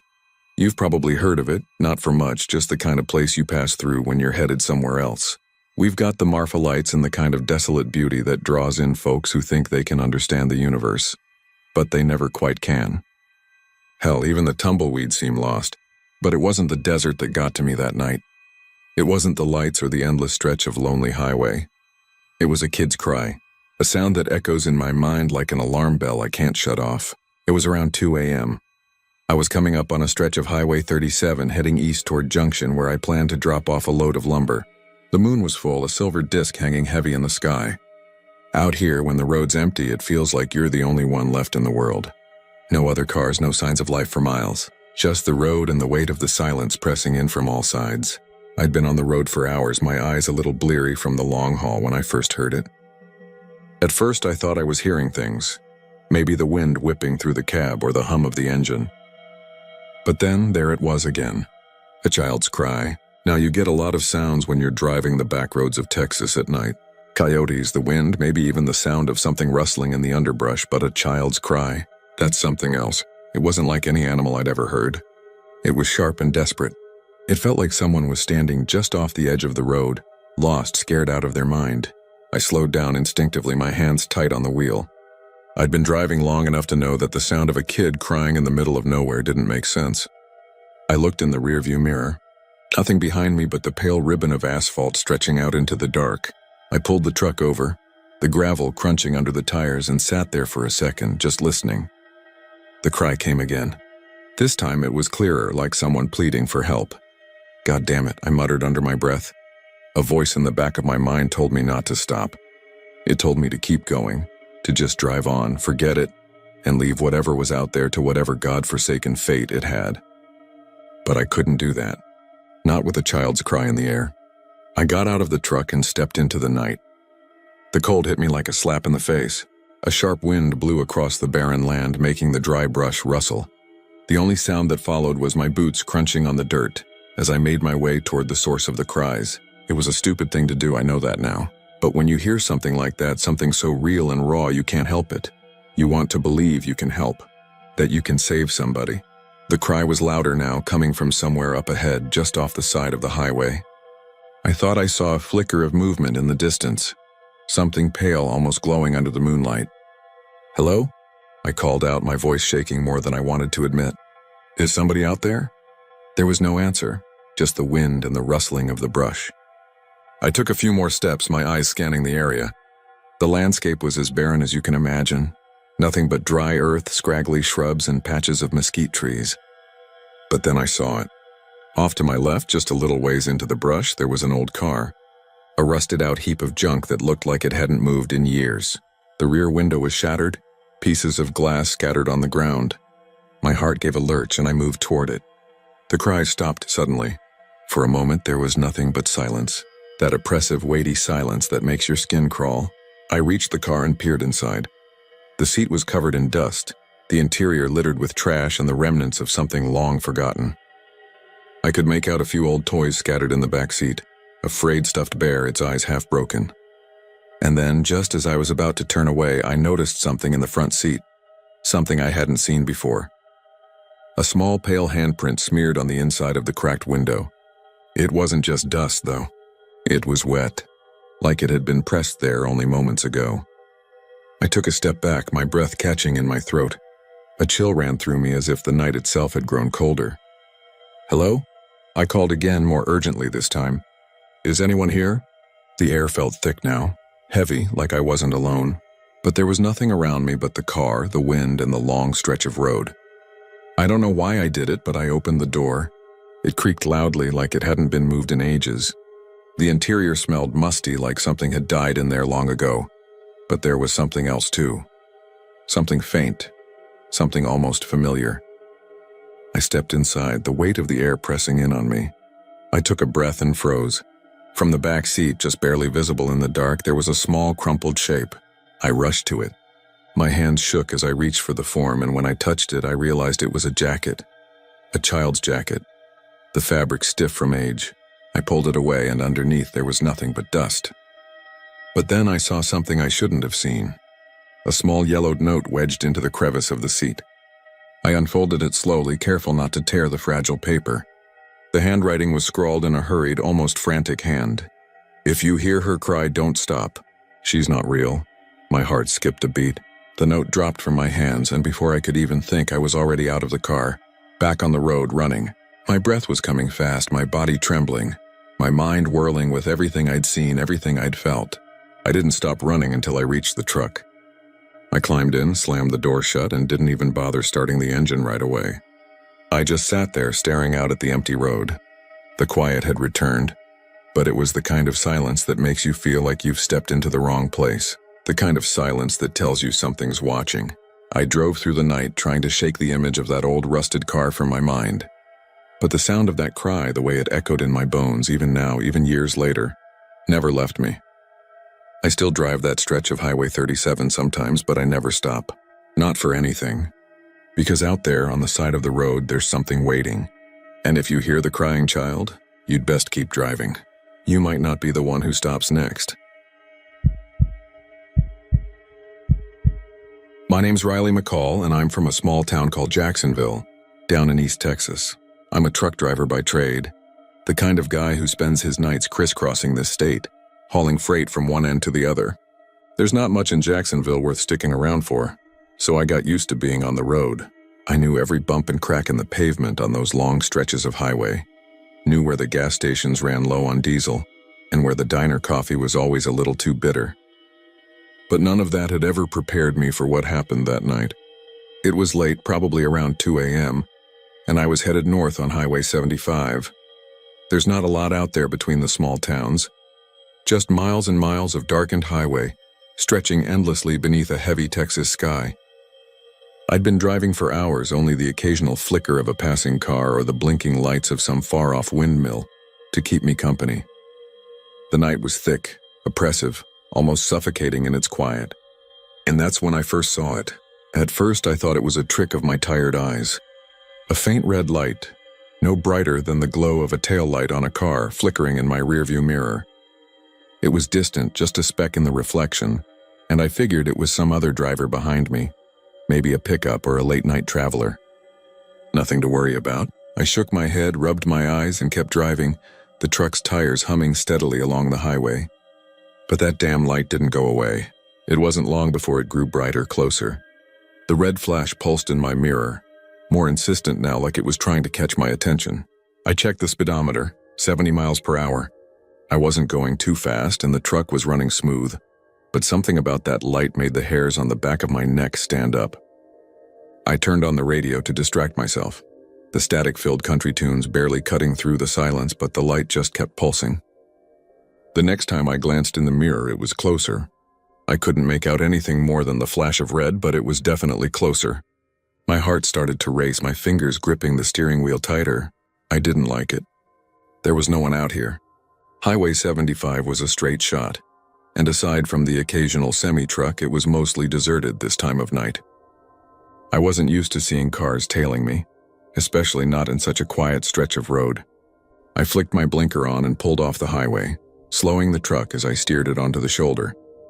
The light seemed to follow just as before, flashing its insistent red glare in the mirror. When I came to a full stop, I turned off the engine, the only sound now the hum of the wind against the truck's metal body.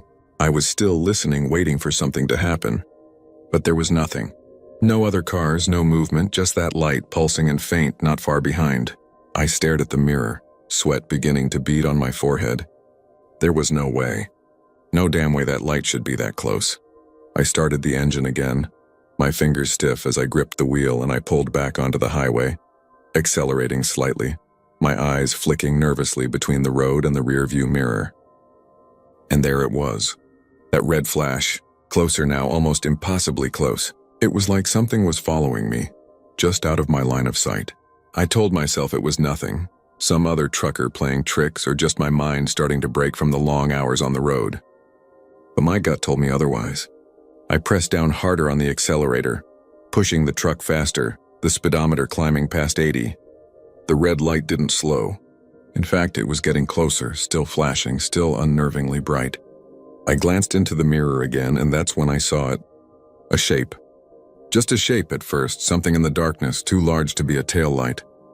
I could barely make it out, but I could feel it. Whatever was behind me was right there, close enough that I could almost hear it. A cold shiver ran down my spine.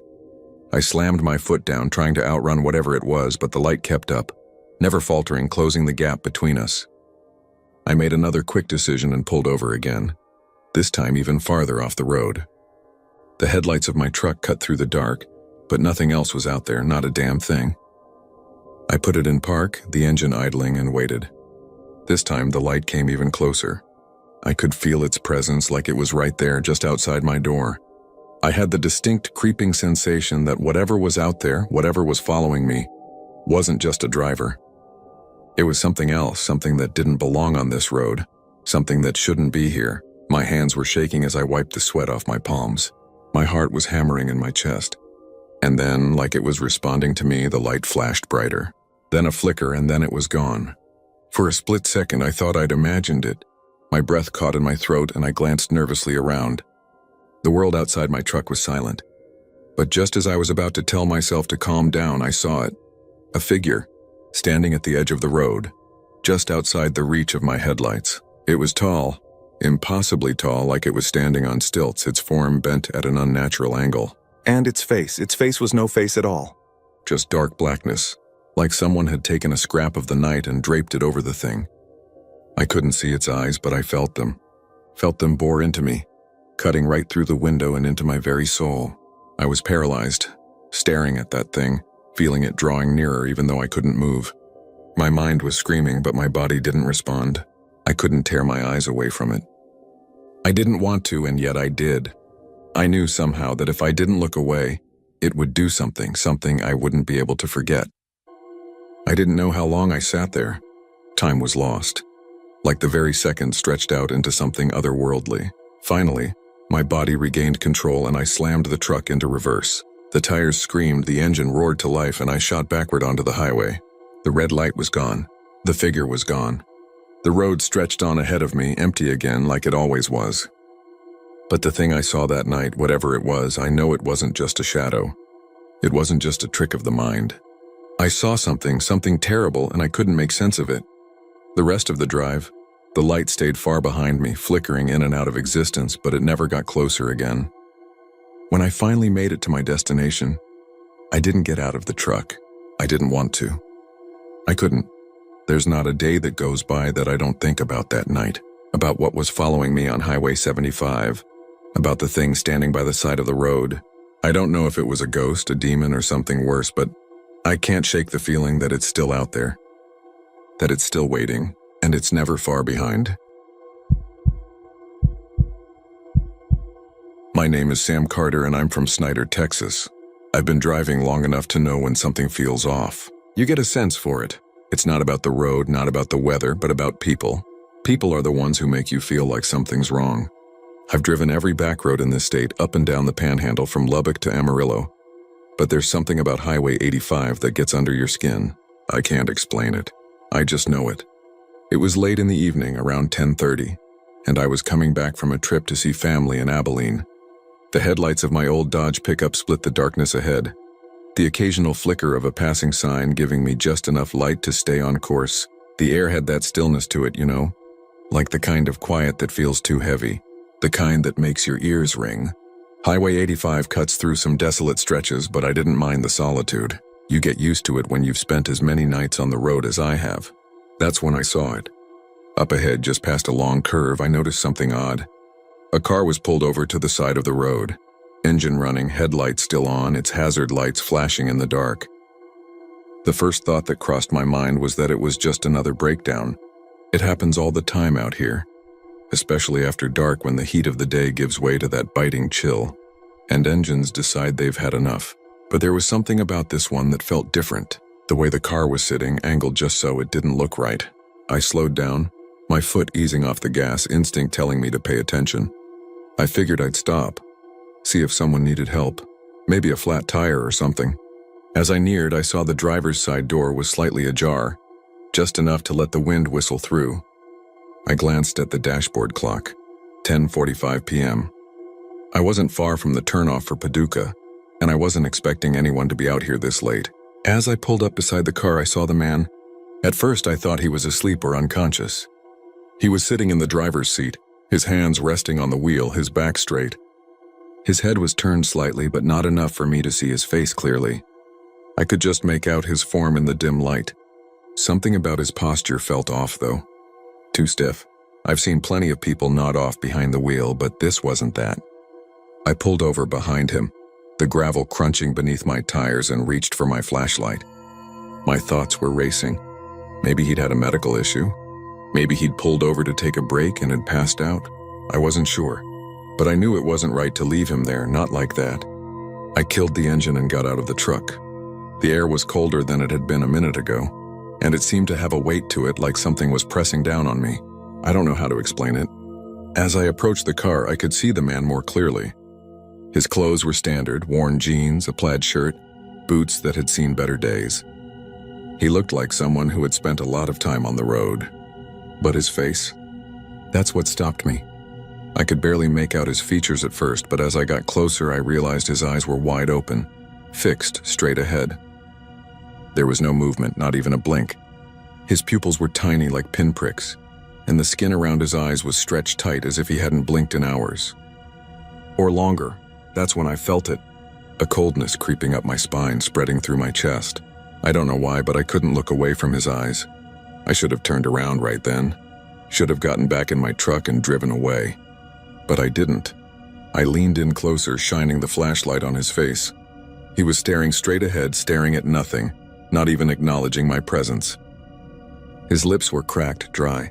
There was something in the way he was sitting, too rigid, too unnatural. I tapped on the window with the flashlight, but he didn't move. "Hey, you all right?" I called out, my voice sounding too loud in the silence of the night. No response. I could feel my heart thudding in my chest now, but I couldn't tear my eyes away. Something was wrong. My gut was telling me to leave, but I couldn't just walk away from a man like that. I pulled the door handle. The door swung open with a faint squeal. The smell hit me then. It wasn't the usual stale air you get from a car that's been sitting for a while. This was something different. A sour metallic smell like iron mixed with something else. Something sweet, almost sickly. "Hey," I said again, this time louder, trying to rattle him. "You need help?" Still nothing. I stepped back, my breath catching in my throat as I realized something. There was no sign of a struggle. His hands were still on the wheel, but his knuckles were white tight like he'd been holding on for dear life. I peered into the car, but it was the same.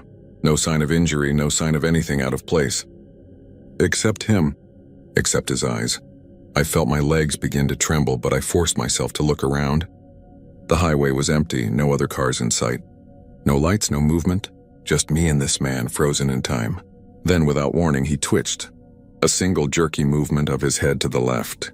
The tiniest motion, but it was enough. My heart skipped a beat and my stomach churned. I stepped back instinctively, and that's when I saw it. A faint outline in the rearview mirror just behind the man. A shadow. Something was there, barely visible, standing just out of sight. It wasn't a reflection. I could tell that much. It was something else, something standing in the darkness watching. I didn't wait to find out. I ran back to my truck, adrenaline flooding my system. I slammed the door shut, my breath coming in ragged gasps. My fingers fumbled with the keys, but I finally got the engine started. I peeled out, throwing gravel in every direction, and I didn't look back. To this day, I don't know who that man was or what happened to him. But I know this, he was never alone in that car. I saw it, I felt it, and I won't be driving down Highway 85 at night again. My name's Danny Fields, and I'm from a little town outside of Houston called Baytown. I've lived here my whole life, but every once in a while the road takes me further out into the state. That night I was driving back from a meeting out in Austin, making my way down Highway 71. It's a long, lonely stretch, especially once you pass through Bastrop, and the sun had long since dipped behind the horizon. I had the radio on low, the hum of the tires on the asphalt making me feel like I could drift off at any second. It's a dangerous stretch of road at night too. Not many cars go through that way once it gets late. A few semi-trucks, the occasional pickup, but otherwise just dark, empty stretches of pine forest and brush. That's what I like about it, though. It's peaceful. Or it was until that night. I'd been on the road for hours, and it was just about 2:30 a.m. when I saw the flashing lights in my rearview mirror. A highway patrol car, its lights a sudden flash of blue and red in the night. At first, I didn't think much of it. I knew I hadn't been speeding, but I pulled over to the side anyway. You do that out of instinct when you're a Texas driver, no matter how good you're driving. I pulled off onto the shoulder, the car's headlights flickering over the empty highway behind me. My stomach turned a little as I put the car in park, the warm air from the AC mixing with the smell of dry dirt. You know that smell, right? It's just Texas, a little earthy, a little sharp. I rolled the window down as the patrol car came to a slow stop behind me, the engine purring quietly. The officer stepped out, a tall man with broad shoulders, his uniform crisp even in the night air. He walked up to my window, his face half hidden by the shadow of his hat. His eyes were dark, almost hollow. I felt something shift in the air, but I couldn't place it. The kind of shift you don't notice until you're already too far gone into it. Something off, but not immediately dangerous. Not yet. "Evening, sir," he said, his voice low and calm. "License and registration, please." I nodded, reaching into the glove box, pulling out my wallet and registration card. "Evening, officer." He took the card from me with a quick professional motion and gave me a quick look over. His eyes lingered for just a moment on my face, then dropped to the registration. He didn't say anything for a while, just stood there looking over the papers. The night felt still, almost too still. I could hear the faint whir of cicadas in the distance, and the occasional gust of wind pushing the tall grass on the roadside. The kind of night that made you feel like you were the only person in the world. "You been driving long, sir?" the officer asked after a moment, still not looking at me. I nodded again. "A few hours. Just coming back from a meeting in Austin. Long drive," he murmured. His voice almost like he was talking to himself. I glanced in the rearview mirror and caught sight of the highway behind me. Empty. Not a single car in sight. I felt that strange tension creep back into my chest, but I told myself it was just the isolation of the road. "No big deal. Everything checks out, Mr. Fields," the officer said, finally handing my registration back to me. "Just need to run a quick check. Give me a second." He turned to head back to his patrol car, and I leaned back into my seat, rubbing my eyes. A long drive, too long. I looked out the side window, the dark woods just beyond the shoulder, stretching out as far as the eye could see. That's when I noticed something strange. There was no patrol car behind me.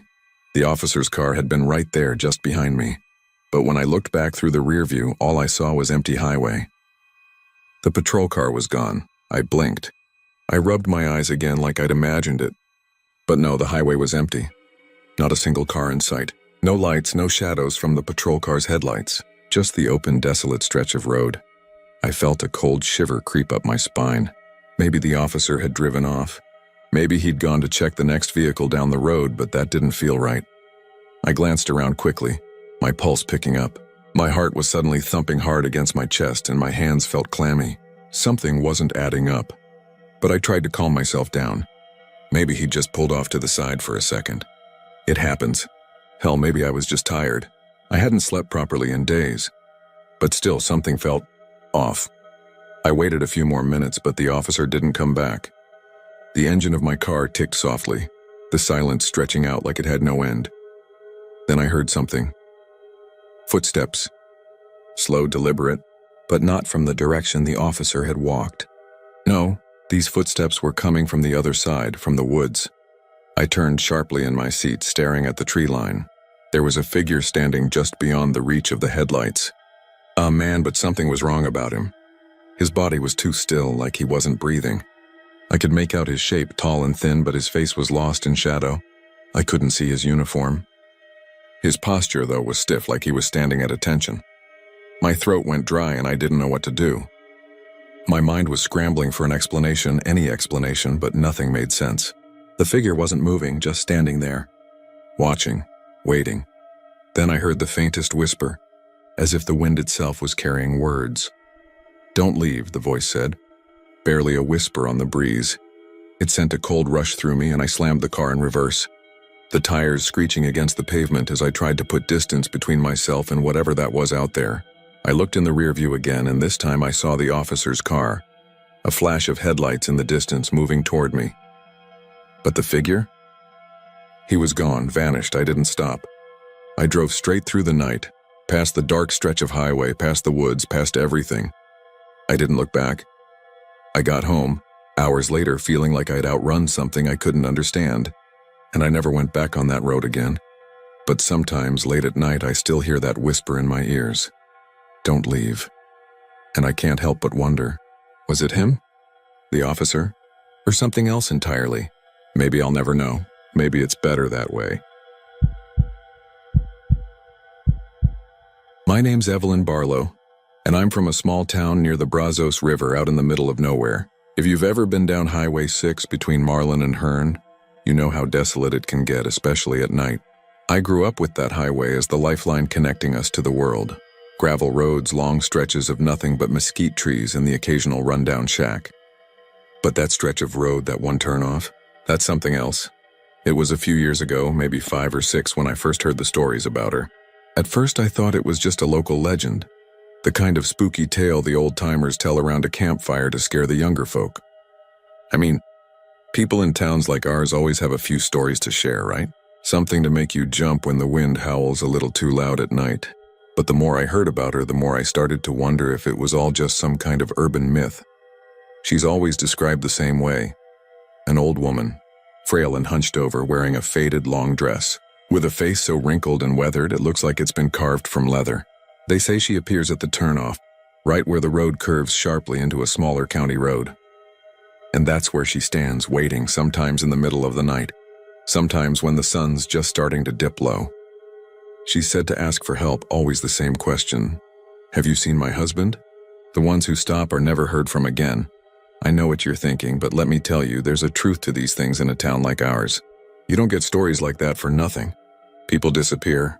They go missing out here all the time. The kind of people you wouldn't expect. Good folks, people who've lived here their whole lives. People who shouldn't be getting lost in places they know like the back of their hands. But they do. And nobody can explain it. Not really. I didn't give the stories much thought at first. I mean, I was young, 21, still a little dumb, thinking I was invincible. I'd been driving that stretch of road at night since I was old enough to get behind the wheel. That's how you get from town to town around here. And it wasn't until that one night when I had no choice but to stop that I really started to understand. It was a Wednesday, late summer, hot as hell even after the sun went down. I had just finished a long shift at the diner in Marlin and I was heading back home. I remember it was one of those still nights, no wind, the kind where the silence presses in on you. You know the kind I mean, the kind that makes you feel like you're being watched. I'd already passed the turnoff once when I saw her. She was standing there, just like the story said, at the very spot where the road curves, her back to me, a figure so slight against the backdrop of the night that she looked like part of the landscape, like a shadow stretching across the road. At first, I thought it was just some woman who'd gotten stranded, maybe broken down. But something about the way she stood there made me hesitate. She wasn't moving. She wasn't swaying in the wind like you'd expect someone to if they were waiting for help. She was perfectly still. Her dress fluttered just a little, but that was the only sign she was alive. My heart started to pound in my chest, but I couldn't help myself. I slowed the car down as I approached, the headlights cutting through the darkness. I told myself it was nothing. She was probably just an old lady who'd lost her way or had trouble with her car. I've seen 100 strangers on the side of the road in my time, and most of them just need a little help getting back on their way. I pulled up next to her, rolled down the window, and leaned out a little. "Ma'am, are you okay?" I called out, my voice unsure. There was no reply at first, and for a second I wondered if maybe I'd imagined her entirely. Maybe she was a figment of my mind, a trick of the light, but then she turned. And that's when I felt it, something cold and heavy in the air, a pressure, a wrongness. She looked at me with eyes so dark, so hollow, that I couldn't tell where the whites of her eyes ended and the blackness began. And that smile, God, I'll never forget that smile. It wasn't a friendly smile. It was twisted as though it hadn't been used in years, maybe even decades. "Have you seen my husband?" she asked, her voice creaky like the sound of old hinges on a door that hasn't been opened in years. It made the hair on the back of my neck stand up. I don't know why I did it, but I nodded. It felt like the right thing to do. "No, ma'am, I haven't," I said, trying to keep my voice steady. I didn't know what else to say. But she didn't seem to care about my answer.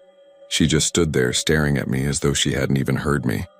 For a long moment, neither of us moved. The silence between us grew thick, suffocating. I should have just driven away right then, but for some reason I stayed. It was like my body had frozen in place, like something was holding me there against my will. Then, she took a step toward me. I remember feeling a sudden rush of fear, a sharp spike of terror that shot through my chest. I slammed the car into drive and hit the gas, the tires screeching as I sped off. My heart was pounding in my throat and I couldn't shake the image of her face, that smile, those eyes. I didn't stop again that night, not even when I got to the turnoff near the lake. I couldn't. But here's the thing. I'm telling you this because I don't think I was the only one she's ever asked for help. I've heard rumors. Things have been happening out there. People, drivers especially, who vanished after stopping for her just like the stories said. No trace of them ever found. Some folks say she's looking for her husband, but other people think it's worse than that. They say she's waiting for someone to join her, that she's cursed to walk the road forever, dragging others into whatever hell she's trapped in. The sheriff doesn't say much about it. Not to the public. But I know he's heard the rumors too. He's the one who told me to stop telling people about her, to stop driving that road at night. It's not safe, he said, but I can't help it. I still drive that stretch of Highway 6 sometimes, even now. I don't stop at the turnoff, though. Not anymore. Some nights, when the wind blows just right, I swear I can still hear her voice in the distance calling out for help. And when I close my eyes, I can still see her, standing there in the dark, waiting, just waiting. I don't think she's ever really looking for her husband. I think she's looking for something darker, something much worse, something she won't stop until she finds. And I know one day I'll be the one who stops. Maybe you will too. My name is Joe Tanner, and I'm from a little town called Plainview, Texas. It's the kind of place you pass through without a second thought if you're on the way to somewhere bigger. Lubbock, Amarillo, or even Dallas. There's not much to it. Just flat land, dry winds, and a couple of old barns that look like they might fall apart at any moment. But it's home, and that's what keeps me coming back after long nights on the road. I've been driving trucks for as long as I can remember. Long stretches through the desert, hauling anything from cattle feed to electronics. But it wasn't the deliveries that kept me awake at night. It was the long stretches of road, the way the night seemed to swallow everything around me, leaving me alone with my thoughts. It was a Thursday when it happened. Around 1 a.m., the kind of hour when most people are tucked away, tucked into their beds, trying to forget about the world outside. The weather was fine that night, cool enough to roll the windows down on the truck, let the wind run its fingers through my hair. The hum of the engine was all I had, the radio buzzing in and out of static. I was headed west on Highway 20, the stretch between Amarillo and Lubbock, a road I've taken hundreds of times. The kind of road that gets into your bones. The asphalt stretches straight ahead, a ribbon of black cutting through the middle of nowhere with only the stars and the occasional road sign to remind you that you're not the only one out here. The only other company you have is the occasional hitchhiker or trucker passing by, but even then it's rare. Most folks don't want to be out here in the dead of night, and that's just the way I liked it. That night, though, something was off. At first it was subtle, just a feeling, a strange prickle at the back of my neck. I couldn't quite put my finger on it, but the air felt different, thicker, the kind of heavy quiet that feels like it's holding its breath. I noticed something in the distance, a set of headlights coming toward me. That wasn't unusual, you get used to it out here, but as I drew closer, I realized it wasn't just a car or another truck. It was a motorcycle, a solitary figure riding alone down this long stretch of desolate road. The biker looked strange from the beginning. He was all in black, the kind of leather jacket that made me think he had been riding for years, that weathered look that comes from miles of wind and sun. His bike, an old Harley, the kind with a low rumbling growl, was built for the road. But there was something about the way he was riding, something that didn't sit right with me. He wasn't weaving between lanes trying to get ahead. He was just gliding along, steady as could be. I couldn't tell if it was the motorcycle or the man, but everything about him seemed oddly still. At first I thought about passing him, but something stopped me. Maybe it was curiosity. Maybe it was the weird feeling in my chest. Either way, I decided to pull up behind him and keep pace. It wasn't like I was in a rush. The highway was empty, just the two of us out there stretching out into the horizon. I kept my speed steady, the truck's engine humming along as I watched the biker's silhouette ahead of me. I noticed something strange.